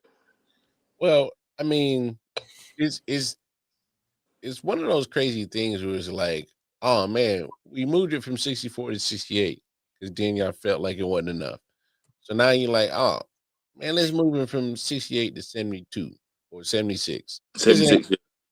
You know what I'm saying? And so it's like, man, it's even with the college football playoff. They just started the college football playoff. 4 ain't enough. Move it to 12. So it's like, man, you don't know where the line is on what is enough to say who deserves to get in or not to battle for a championship, and all they're doing is making it longer for them to obviously, they're still making good money on all these TV rights and having a long ass season, so they still get all the sponsorships and the money that's flowing through all this shit. So look, whatever they feel is necessary to keep money grabbing, whatever. You're exactly right, though. That's all of this is. That's revenue, expanding man. of the college football playoffs, expanding it's all about getting more media rights. It's all about getting more money. And hey, look, sports is the biggest thing in the world when it comes to making money on TV because everybody likes sports. Even if you don't like sports, you probably like some sport. You like gymnastics, you like dance, you like something. There's some sort of sport that everyone at least likes, even if you are not a sporting fan per se. So making money off of sports is only going to continue to go fist over hand and hand over fist for trillions and trillions of dollars into the future. So we can't expect that this is not going to happen. And if you're going to do it, then fine. If you're going to do it off the fact of, everybody deserves a chance to be in, then fine, whatever. Let all this, just go to all 128 damn college teams or 118, whatever it is. Let everybody in. Let them play it out, whatever, who cares? But all you're doing is making it longer and diluting it for the sake of more money. Am I going to watch the games? Of course, because that's all what I do during March Madness is I watch the basketball game. So will I watch, Willard Academy versus Montenegro U? Yeah, I probably would, even though those are both high school teams. I don't know why I named them in college, but the fact remains that, look, y'all, it is a money grab, as Mar said. It's just to see how much more we can extort out of these kids that we didn't want to pay forever, and now we're still having problems paying, even though we're making billions, trillions off of this. I agree, keep it the way it is. If it's not broke, don't fix it, but they're going to do it anyways. Just like with the super conferences in college football. It's going to end up being 2 32-inch just get it over with. Just do it now. Correct. Run do it. Right. All right. A couple other basketball stories I did forget about before I want to move into, and we're going to football right now. So y'all, don't worry. The good part's coming. NFL's coming. But a couple controversial stories in the NBA I really wanted to get your takes on. First of all, the one I talked about earlier, Daryl Morey came out earlier this week talking about the Lakers bubble championship, and this is his quote. He says, "Everyone I speak to around the league privately agrees it doesn't truly hold up as a genuine championship. Perhaps the lasting legacy of the NBA bubble is that the NBA should be proud of its leadership through the pandemic, and that even though the champion will forever be marked by an asterisk." Wow. Hugely strong words from one of the most prominent GMs in the NBA. This was met with a lot of vitriol, a lot of hate in terms of why would you even think that would be necessary to state. A lot of people saying, as I mentioned earlier, kind of they had to play all in the same conditions sort of things. But you know me, I am a massive Laker hater. I do believe the bubble championship does deserve an asterisk. I don't believe Mar has ever heard me say that. because I used to just say it to Jake, but I do believe so. I don't care that they all had to play in the same conditions. It was a totally bogus setup, playoffs in front of no fans, no atmosphere. It just, to me, it just did not bring the same standard of NBA championship. And I'm trying to keep talking because I see Mar ready to erupt like a Dragon Ball Z character on my ass right now. Pause. So Mar, go ahead. No. Contrary to popular belief, I've always been kind of one of the Laker fans that get shunned because I was like, man, that championship was so phony. Yes. Well, no, because I mean, look, we talking about a fragile AD got the rest for 3 months. We're talking about a 34 at that point. I think LeBron was 34, 35. Mileage crazy on his legs, and he gets the rest for 3 months. Like that's an off season. They got to have an off season in the middle of the season, and like I get it. It's everybody had the same time off, but for me, like time off affects different people and for different reasons. And with LeBron being having that much mileage on his body, that time off does him wonders compared to somebody else. You're just a woman with a small brain, with a brain a third the size of us. Having It's science. AD who's fragile, having time off, not putting him in physical contact, so he's not getting hurt. Like that affects his body totally different from others. So that's how I always felt about it. And wow, I didn't know there were realistic Laker fans in this world. I thought you were all out of your mind. No, and people always, they were like, oh, well, it's because you don't like LeBron. And no, I'm not a big LeBron fan, but I'm just looking at this from a basketball and just a real point of view. Like this, like I think I'm looking at it real from real common sense lens. That's what I think I am.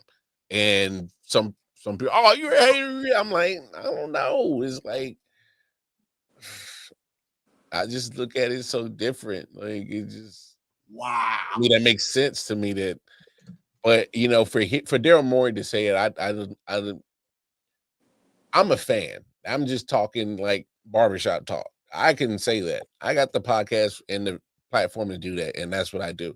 But for him to say that and kind of talk from the point of view from a fan, that to me, I thought that was kind of awkward because, I mean, if we keep it in a buck as a GM, what championships have you won? And you have a direct line to affect how to get to a championship as a GM. So the direct line. I'm just saying, if we really having that conversation, so you feel it was in poor taste that it came from him versus certain messages shouldn't come from certain messengers. Ooh, I like that. Yes, great point. Okay. Speaking of, beautiful black people suffer, victimized by the oppressive. Hold on now, really? I guess even though we were tell free, them come on in. We were still slaves. Tell them come on in. We've been waiting on them all night. Message.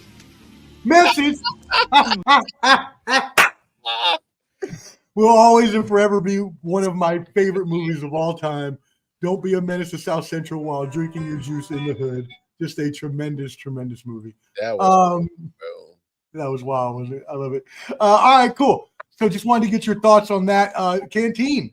I've never heard a Lakers fan admit that the bubble championship is asterisk worthy. What do you think, my friend?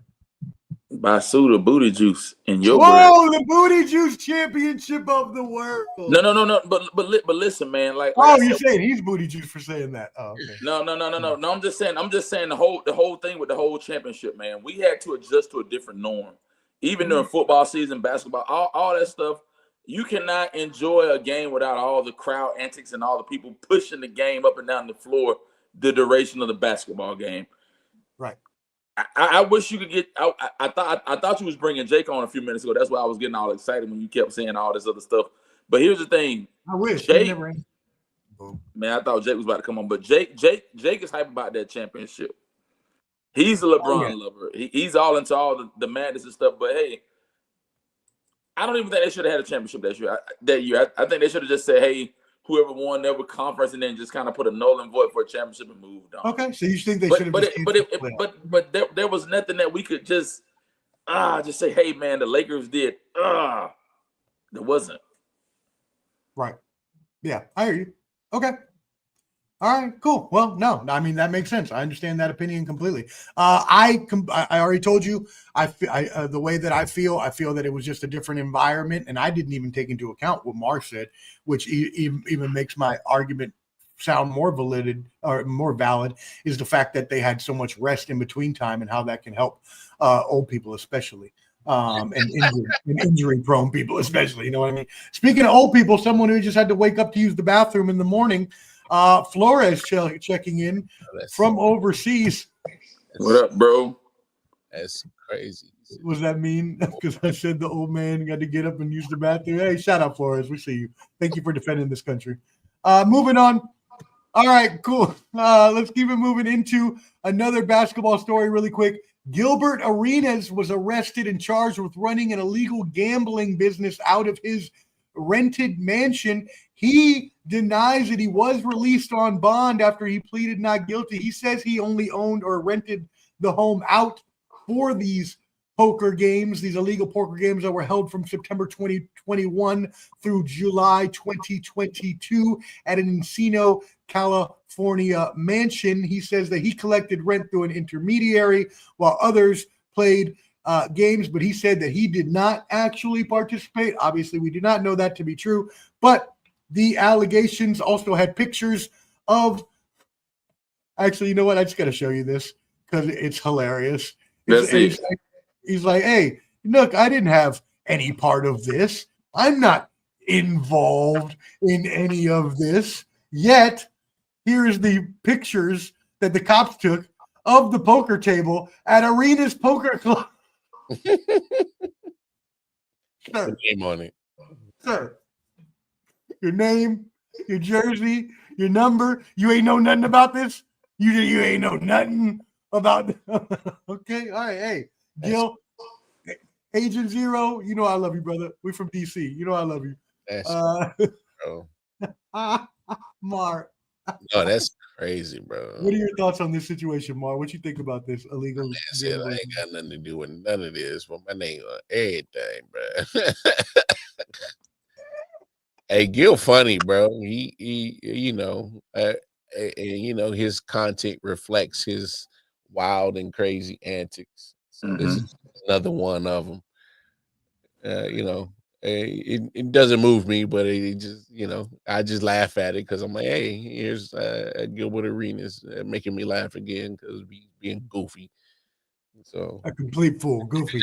Yeah. Canteen, your thoughts? Hey man, same thing with Gilbert Arenas, but if you look at Marcus Morris, guy that played formerly for the Cleveland Cavs, he had about $265,000 in the hole too at 2 Las Vegas resorts. Same thing, man. He was on ESPN, talking up there with, doing his thing on ESPN and all that stuff. Here's the thing, that money man. Back. Gotta pay off. He paid it back. And here's the thing with Gilbert Arenas, man. I think, man, bro, like you said, more money, more problems. These guys find themselves in situations and in circumstances where they become frivolous, like Shannon Sharp. I mean, what do you do, man? I mean, I'll say this, guys, and I'm talking, all three of us, we're all men here. We all got a vice, whether we drink, smoke, we gamble. Everybody has a vice. You just have to know how to be able to have limits and boundaries and parameters around whatever you do. And I think Gilbert Arenas, Marcus Morris, these guys, they lose sight. Even Sharp, you can get any woman in the world. Why would you get an old? I don't even want to say it. Because I'm trying to hold my tongue. You feel what I'm saying? I feel you. Okay. All right. Yeah. I mean, look, if you're running if you have a gambling ring allegedly being run out of a house that you own, and the pictures come out that they're playing on a table with your name, I don't know what else to think, brother. And I always defend you. I always cape for you. So I hope you can somehow prove that you didn't know anything about it, but that's pretty hard to fathom that you'll be able to do that with the evidence that came out. Your name on the table. But I wish you the best because I don't want you to get in trouble. But it seems like trouble finds you. But it seems like trouble finds me too. So I don't know. Moving into the NFL, this is what you came for. The NFL is about to start. It is a glorious day. Football will be back starting in 3 weeks. Before we get to that, I do want to bring up a sort of serious subject, though. I was going to wait till last, but I kind of want to end on a high note, and I feel like this is something that might be a little more important to be talked about at the beginning. CTE is something we're dealing with in NFL, something we're dealing with in a lot of sports where you deal with hits to the head, but most especially NFL. We've seen people succumb to this, Junior Seau most famously committing suicide due to the mental health issues and things that this causes with your brain and things like that. Recently, last week, a gunman approached the NFL headquarters and shot a bunch of people and said, 4 people, and said that it was due to CTE, which he believed is obviously caused through football. Now, he was a ex-NFL player. He didn't really play. He was kind of like practice squad, kind of those sorts of things, kind of fringe player. But he obviously attributed a lot of the mental health things that he was dealing with, whatever, to CTE, which is the brain degenerative disease that happens with multiple hits to the head. And again, this ended up not only just causing someone their life, like we mentioned with Junior Seau, or it was even worse. It was like an Aaron Hernandez type. Aaron Hernandez dealt with that and went on to commit multiple homicides. So, Antine, I'm going to start with you on this one. How do you feel about the CTE and how we're making progress, if at all? We have the new helmets that are bigger, right, to try to protect from sorts of things, but yet we still have a lot of people out there that are dealing with these symptoms. Man, I think with the helmets, with all the preventive measures, different things in place, I think the NFL is moving into a good direction. But I think that the NFL need to put in place different other preventive measures. Man, other resources. Have somebody that you can go talk to, somebody that you can seek out, different things to mitigate some of the big problems that happen day to day on and on with organizations. Man, I mean, I don't know if Wildcard been to the military, but I know you're Air Force vet. I'm an Army vet. There are preventive measures. There are things in place that you can go seek out and get these resources and get this help that you need. Same thing with NFL. These guys go through all these different injuries, these different things with their head and different things of that nature. But have other measures in place for them beyond that stuff. But just maybe you want to talk to someone. Maybe you need to seek out something and have that in place on all the different teams. All of the teams, man. Yeah. Mar, what are your thoughts?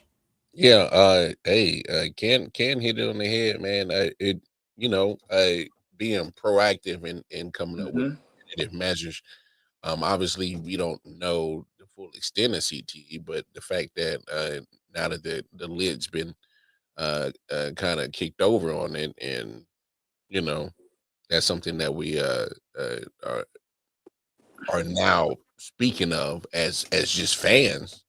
It shows you how it's to me, it shows the importance of it and why the NFL needs to be more, and more importantly, the NFLPA needs to be more aggressive when it comes to these CBAs about making sure that we talk about these things when it comes to CTE and having to make sure that you have the resources,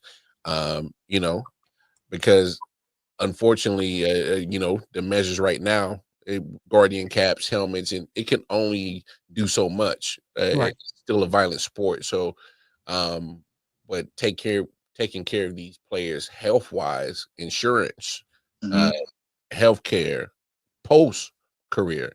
That's where I think it needs to be more focused at in Huge. the post-career of these players, because it's more like even if they only had a practice squad extent, who cares? If this, sound like this guy in New York, like you said, a French player. So he probably never seen it down on a Sunday or Thursday or Monday. But we don't know if what happened, how his brain got rattled, Right. Practicing. There's still a violent sport. There's not a such thing of practicing half-ass in football. That's how you get hurt. Right. Right. Yep. So, especially if you never played football, it's kind of hard for a lot of people to really understand that you got to play this game, practice how you play. So, yeah, man, it's tough. But they got to take care of these players post-career. Yeah, they have to, and they've needed to for a long time. And counterpoint, they don't give a fuck. Yeah. Because if they did, they would have fixed it a long time ago. Guardian helmets, like you said, that can only do so much. You're still getting hit in the head. You're still having all these off-season practices. Yeah, a lot of them now are at least, non-padded, but still, you're still having them. And you want to add an 18th game. Well, then shit, give me 2 preseason games off, because all you're doing is causing even more and more violent hits to the head when you're adding a regular season game to it. Right. So you can't come up to me with this bullshit of player safety when you're sitting here not actually instituting things that might actually protect player safety. And that includes not just helmets, but also, as was mentioned before, supportive resources, so that when people are having concussions, they don't feel pressured to play, or they may lose their spot, or also that they can go talk to somebody if they are feeling some type of way because of too many hits to the head and things like that everybody else has said. So you just got to do better, NFL. Obviously, this has been going on for too long. If we're talking about it from Junior Seau back in 2000, just 25 years ago, we should have been a lot more further along within progress of solving, or at least mitigating, as Ken said, these sorts of things from happening, or at least preventing it as much as possible. All right, cool. Let's actually move it into the NFL then and get you out of here. Look, y'all, we're not gonna go over a whole NFL preview because Mar and I did 2 hours of this last night. So if you want, I'm not stepping on his show. Y'all go to I.O.W Sports Network. You go to Wildcard Mar, or you can even go to Ball and Buds, as I hosted it on my channel there. You can watch the show last night where we covered all NFL. So we are just going to keep it to about 10 minutes here just to end off your night, round you off, and get out of here for the night. NFL football coming up. Obviously, we have our favorite teams, but let me give you the rankings. This is per The Athletic as well. And this was, just to let you know, pre-training camp power rankings. So this was 2 weeks ago. This doesn't take into account all the injuries that happened in the past couple weeks. But Philadelphia Eagles, number 1. Baltimore Ravens, number 2. Buffalo Bills, number 3. Mars Kansas City Chiefs, number 4. Green Bay Packers, number 5. DC Commanders, number 6. Detroit Lions, number 7. Houston Texans, number 8. Los Angeles Rams, number 9. And the Minnesota Vikings at number 10. Again, from 2 weeks ago, your pre-training camp rankings. What are our thoughts on this, Canteen? We're going to start with you. What are your thoughts on the football season? Guys, I'm excited. I'm ready for things to go ahead and kick off. I mean, at this point, I mean, we've seen a few preseason games, how they've, played out, what have you, blase. But now it's time to get down to the brick and mortar. And I'm ready for week 1 of football, guys. Here's the thing. I have no objections with the projections per The Athletic at this point in the season. Here are my only qualms with the whole football season. I think this is a year and I'm going to come off the cusp. The Dallas Cowboys and Dak Prescott got to prove themselves. Nothing against anybody or anything, but you paid this guy all this money. Breaking news there. Thanks a lot, Ken. Listen, we didn't know that. That's every year. Dak Prescott got a lot to prove, man. You pay this guy X amount of dollars, then you got the Michael Parsons garbage going on. What do you think about that? What do you think about Jerry Jones not paying Michael Parsons, Canteen? We talked about this yesterday. He's an idiot, man. We go through the same stuff season after season after season. Me and Flores had a whole controversy. Flores kept saying, "Oh, your team lives rent free in my head." I'm like, Flo, y'all do the same thing year after year after year after year. And what have you proved? What have you proved? They can make some money. That's it. And Jerry's thinking about his pocket and thinking about what's best for him, but You got a guy. You got a guy reported to training camp. You didn't sign him. You ain't signed him. He showed him. He proved himself. You got another receiver. But what about your quarterback? What about your whole situation? And then the whole 30-year thing. Here's the thing. Here's what I'm gonna say about the whole NFL thing. And I'm gonna be done with it. This is what I think. Nothing against Wild Card Mark and his Kansas City Chiefs. I think this year you guys just go ahead and just nip it in the bud, Wild Card.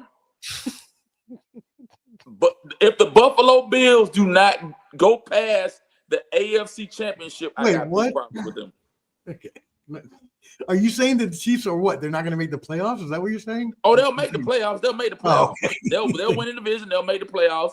I think out of that division, I think Denver will be a wild card. Hear me out. Hot take, you should have been here. Here. This is the year that the Buffalo Bills must prove themselves, man. There's no way Josh Allen keeps doing this thing year in, year out, year in and year out. And I'm gonna give you a crazy take from the NFC. I think the Commanders jump over the threshold, fellas. This Commanders in the championship. Yes, sir. Is that to win the championship or to go to the championship? It's gonna be the Commanders and the Buffalo Bills. And the Commanders are gonna win? No, Bills are gonna win it. Bills. Oh, the Bills are gonna win. Bills. All right. So what you're saying is you're taking the Buffalo Bills in a revenge game from the 1990 what was that?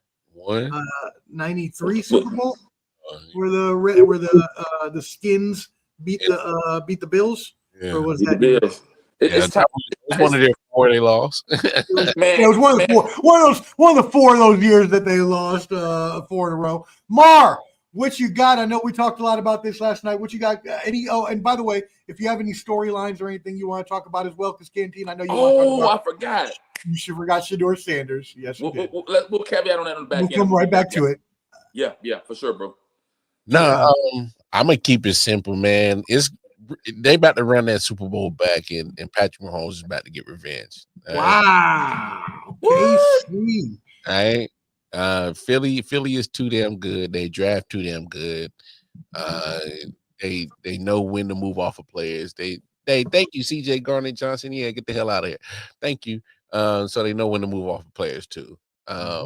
So they want to get back. Obviously, Philly wanted to get the revenge on the Chiefs from the last Super Bowl because they felt that it was unfair, even though they played on the same field. So now that the Chiefs got that embarrassment, they trust me. They want to get Philly again, and they want to win it and go back up on the scoreboard 2-1. So they're gonna run it back. But hey, the good guy's taking it home. Patrick Mahomes, he's bringing it back. He's bringing it. Y'all done pissed him off. The man that cut the mohawk off. He got Air Force One, black Air Force One energy right now. He's hearing all the noise. And he's soaking it in. I'm trying to tell you. Hey, he's like, okay, y'all keep ranking me past not number one. All right, I'm gonna get you. Is that black Air Force One energy akin to maybe an RG3 black Air Force One? No. Make sure. First of all, RG3 don't even look like he'd never wear a black Air Force One. He don't even look like that. He don't look the part. You knew where I was going with it. All right. I'm just messing with you, RG3. You know you're from DC, so I like it. Let's go. Probably not even actually from DC, but he represented DC with you know what I mean. Anyways. All right. I'm actually, look, Mar, I said this to you on your program last night as we went through our picks yesterday. I agree with you. Philadelphia is just the best team in the NFC. They keep, as you said, switching players out. We talked last night about all the players they lost, but then how they just drafted and replaced them with all these good talents, Jalen Carter, Cooper DeJean, all these other ones.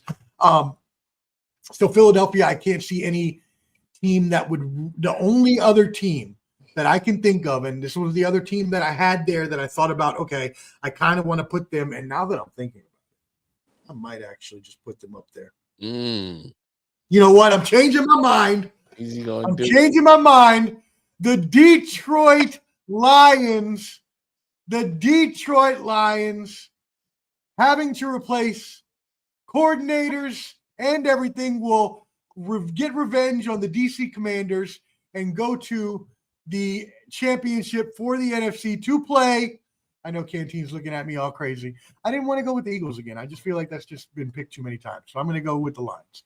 And they're going to play against the team that I picked last year that didn't go because, again, I had two teams in mind, and these are the teams I picked the last 2 years. I picked Buffalo 2 years ago on the Bottom Line Sports. I picked Baltimore last year.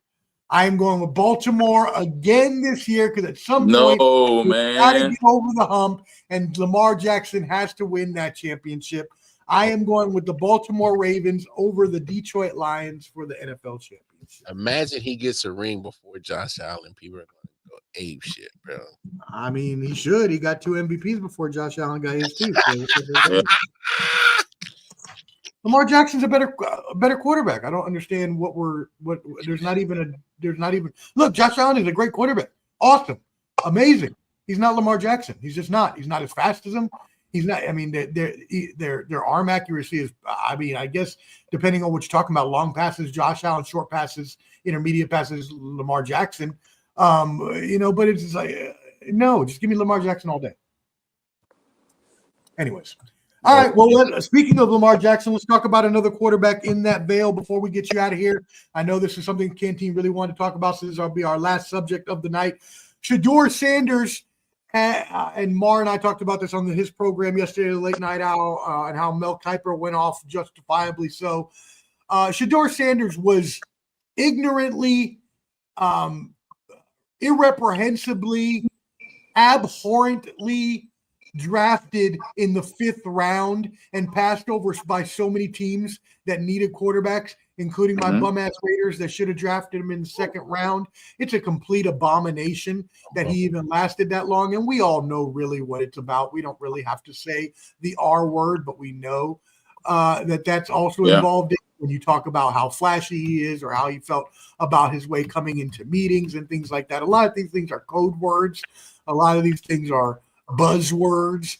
And a lot of these things they said was to pay him or punish him for his flashiness or for his personality or for his outgoing demeanor. And it's one thing to punish someone because they don't come prepared to meetings. If that's the case, if he wasn't coming prepared to your meeting and you felt like that's why you wanted to downgrade him, fine. I completely agree with you. That's fine. But if you're doing it on any other pretenses or any other basis, then you are the one that is wrong. And unfortunately, it does happen too much in sports and in life in general. So anyways, enough about that. We're not going to get in the weeds about any kind of injustices in America because I could go on all day. Canteen, this is the one you wanted to talk about. How do you feel about Shedeur? How do you feel about his first preseason game? What do you see him doing this season? All right, man. So for me, man, Shedeur Sanders, I think he threw for 138 yards, 60 yards, 60% passing. I think 14 for something of that nature, man. But here's the thing about the whole situation, man. There were a lot of – the thing that really hurt me or got to me the most was look at New Orleans, who they drafted. New Orleans drafted this kid, Tyler Schlope, whatever his name. Then New York, they drafted Jackson Dart, and then Cam Ward went off the board first. On his own damn team, he got picked after Dylan Gabriel. Dylan Gabriel at Oregon. Oregon ain't even really did that spectacular. But we already, like as you mentioned beforehand, we already know what's going on with the whole thing with his father and all that stuff. You really can't change who a person is. A person is going to be who they are, their characteristics, their traits, their qualities, all these different things like that. The kid is decent. He should have went off the board. Hell, Pittsburgh should have got him. New Orleans should have got him. Your team should have got him. But your team ended up getting Geno Smith and paid him all this money and yada, yada, yada, and got Pete Carroll. But here's the thing. That's even more reason why you draft Shedeur and let him sit behind Geno Smith for a couple of years and then let him start. All facts, my brother. That would be too logical. I'm sorry. All facts, my brother. Here's the thing, man. What really got me on edge was this right here. Everybody's talking about it's preseason, but nobody's playing their starters like 3 and 4 series in a game. This guy went out, came to Carolina, showed out, put up numbers, did what he was supposed to do. But then on the depth chart, Flacco still 1. Kenny Pickett still 2. Dylan Gabriel still 3. Shedeur's at 4. Both of these guys are questionable. But then today, Shedeur had an injury, oblique, whatever. So we don't know. Here's all I'm gonna say at the end of the day. the signs of the time will show guys at least by week 4, week 5, were some of the teams that had an opportunity to pull this kid off the board. You passed him up. Bro, you can't tell me what's different between him and Jackson Dart. And then the Giants went to go get. They got Jackson Dart. They got Jameis Winston. They got Russell. Russell, make it make sense to me. We know. All three of us. The professor know wild. I know wild card. We all know. Give me the week 5, and we'll see who's really doing all the talking. Because they're gonna start Flacco. Yeah, we know for sure, and because I know how well Mar knows and how astutely he put it last night on his program, I'm going to let Mar take us out with the last thoughts on this one because I agree with him. I'm good on it, fellas. So, Mar, what you got for the people? Yeah, man. I mean, it's they hate things that are different. And point. At the end of the day, Shador is confident in himself. He knows who he is. He's coming from a father that has raised him to be confident in your abilities, and the confidence is backed up with the play. He's always backed it up with the play. We know he should have been a first rounder. They want to quote unquote humble him because he didn't do things that we're comfortable doing from a quarterback perspective. Yeah, yes, you coming in. Shador, Travis Hunter, and some of these guys are kind of some of the new leaders of the NIL, kind of guinea pigs now coming to the NFL. Right.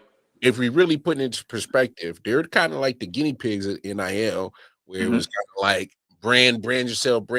They made all this money, and they don't. If we're being frank, they're probably they've already made a good chunk of change that this little rookie deal that I'm getting ain't even shit for being a little 5th rounder, man. Right. Little check. So and all the money they're going to make off of him once he does become the starter, and they get endorsements and sponsors, they're going to be making the money. All that.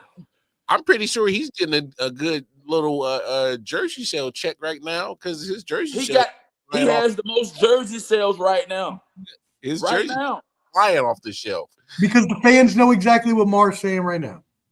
Because the guy can play. All right, they know it, and I don't know why Cleveland is trying to make this a circus. They're not even on that same tier to even entertain anybody worth the damn. They try to think that they're Cowboys and Jones even have this kind of circus to even go on. But regardless, here we are.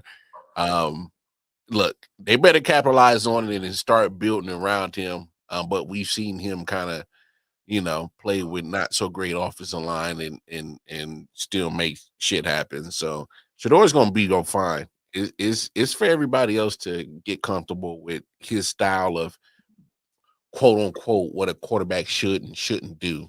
Right. So he's going to do it his way, and he should, because it's worked for him getting here, and ain't no chance to changing nothing now. So yeah, I mean, stick with what got you to the promised land. So, that's it, bro. Yeah, I completely agree. That being said, hey, thank you everybody for tuning in. We really appreciate it. Mar, let them know where they can find you in I.O.W. And y'all know what it is, man. I.O.W Sports Network. Any social media platform, especially the YouTube. And then, of course, I can't find that. Just going over to my Twitter. KCY on the Twitter. And I'll be posting not just I.O.W stuff, but, of course, any type of content that I'm dropping. So, holla at your boy. Yeah, and we really appreciate you coming on up. As always, my brother, thank you so much, and thank you for having me on yesterday. Everybody, make sure you subscribe to Ball and Buds. Hot Take Jake was not able to join us today, but please make sure you tap in with the Final Say podcast on YouTube. So also Ball and Buds, there is that candy QR code up at the top. You can use that to find all of our socials, including Clubber D's, YouTube as well. Yeah. Do not forget, 8 p.m. Eastern tomorrow night, Clubber D, the Combat G's Combat Sports Special, UFC 319. We'll go over the card. We'll also talk some boxing news and stuff like that. So you'll check us out tomorrow night, 8 p.m. Eastern at Ball and Buds. BALLANDBUDS. Please make sure you hit that like button, whether watching now or on the replay. It helps us out in the algorithm. It is free to you, but it is invaluable to us. Canteen, my brother, I'm going to let you have the last words, and let's get up out of here for the night. Hey, much love, guys. Hey, let's collab again. You know, hopefully we collab right before the season kick. Well, after week one, sometime in the season. We can do that. Let's run it back, man. I all love Professor. All love Wild Card. Bottom line, you catch us on the Bottom Line Sports. Hey, I'm with you guys anytime. Appreciate the invite, guys. Yes, sir. Everybody out there, be blessed. Be kind to each other. Be successful. Tomorrow night, 8 p.m. Eastern, we'll see you. And until then, spread love the Ball and Buds way. Peace, fellas. He's with the millions. It's that world heavyweight flow. Championship belt wrapped around my waist, yo. I got that Ric Flair figure flow. Slam you on the pavement, that's why they call me Street Pro. Create heat on beat flow. Like Jordan after the second time he three-peated, folks. Get ready, set, let's go. Fight toe to toe, release the flow created by this mic pro. Lights, camera, get low. Action packed, back to back. In fact, this monster will grow. Y'all better let him know. Man with the master plan, and you have no need to know. You came prepared, now get ready for the show.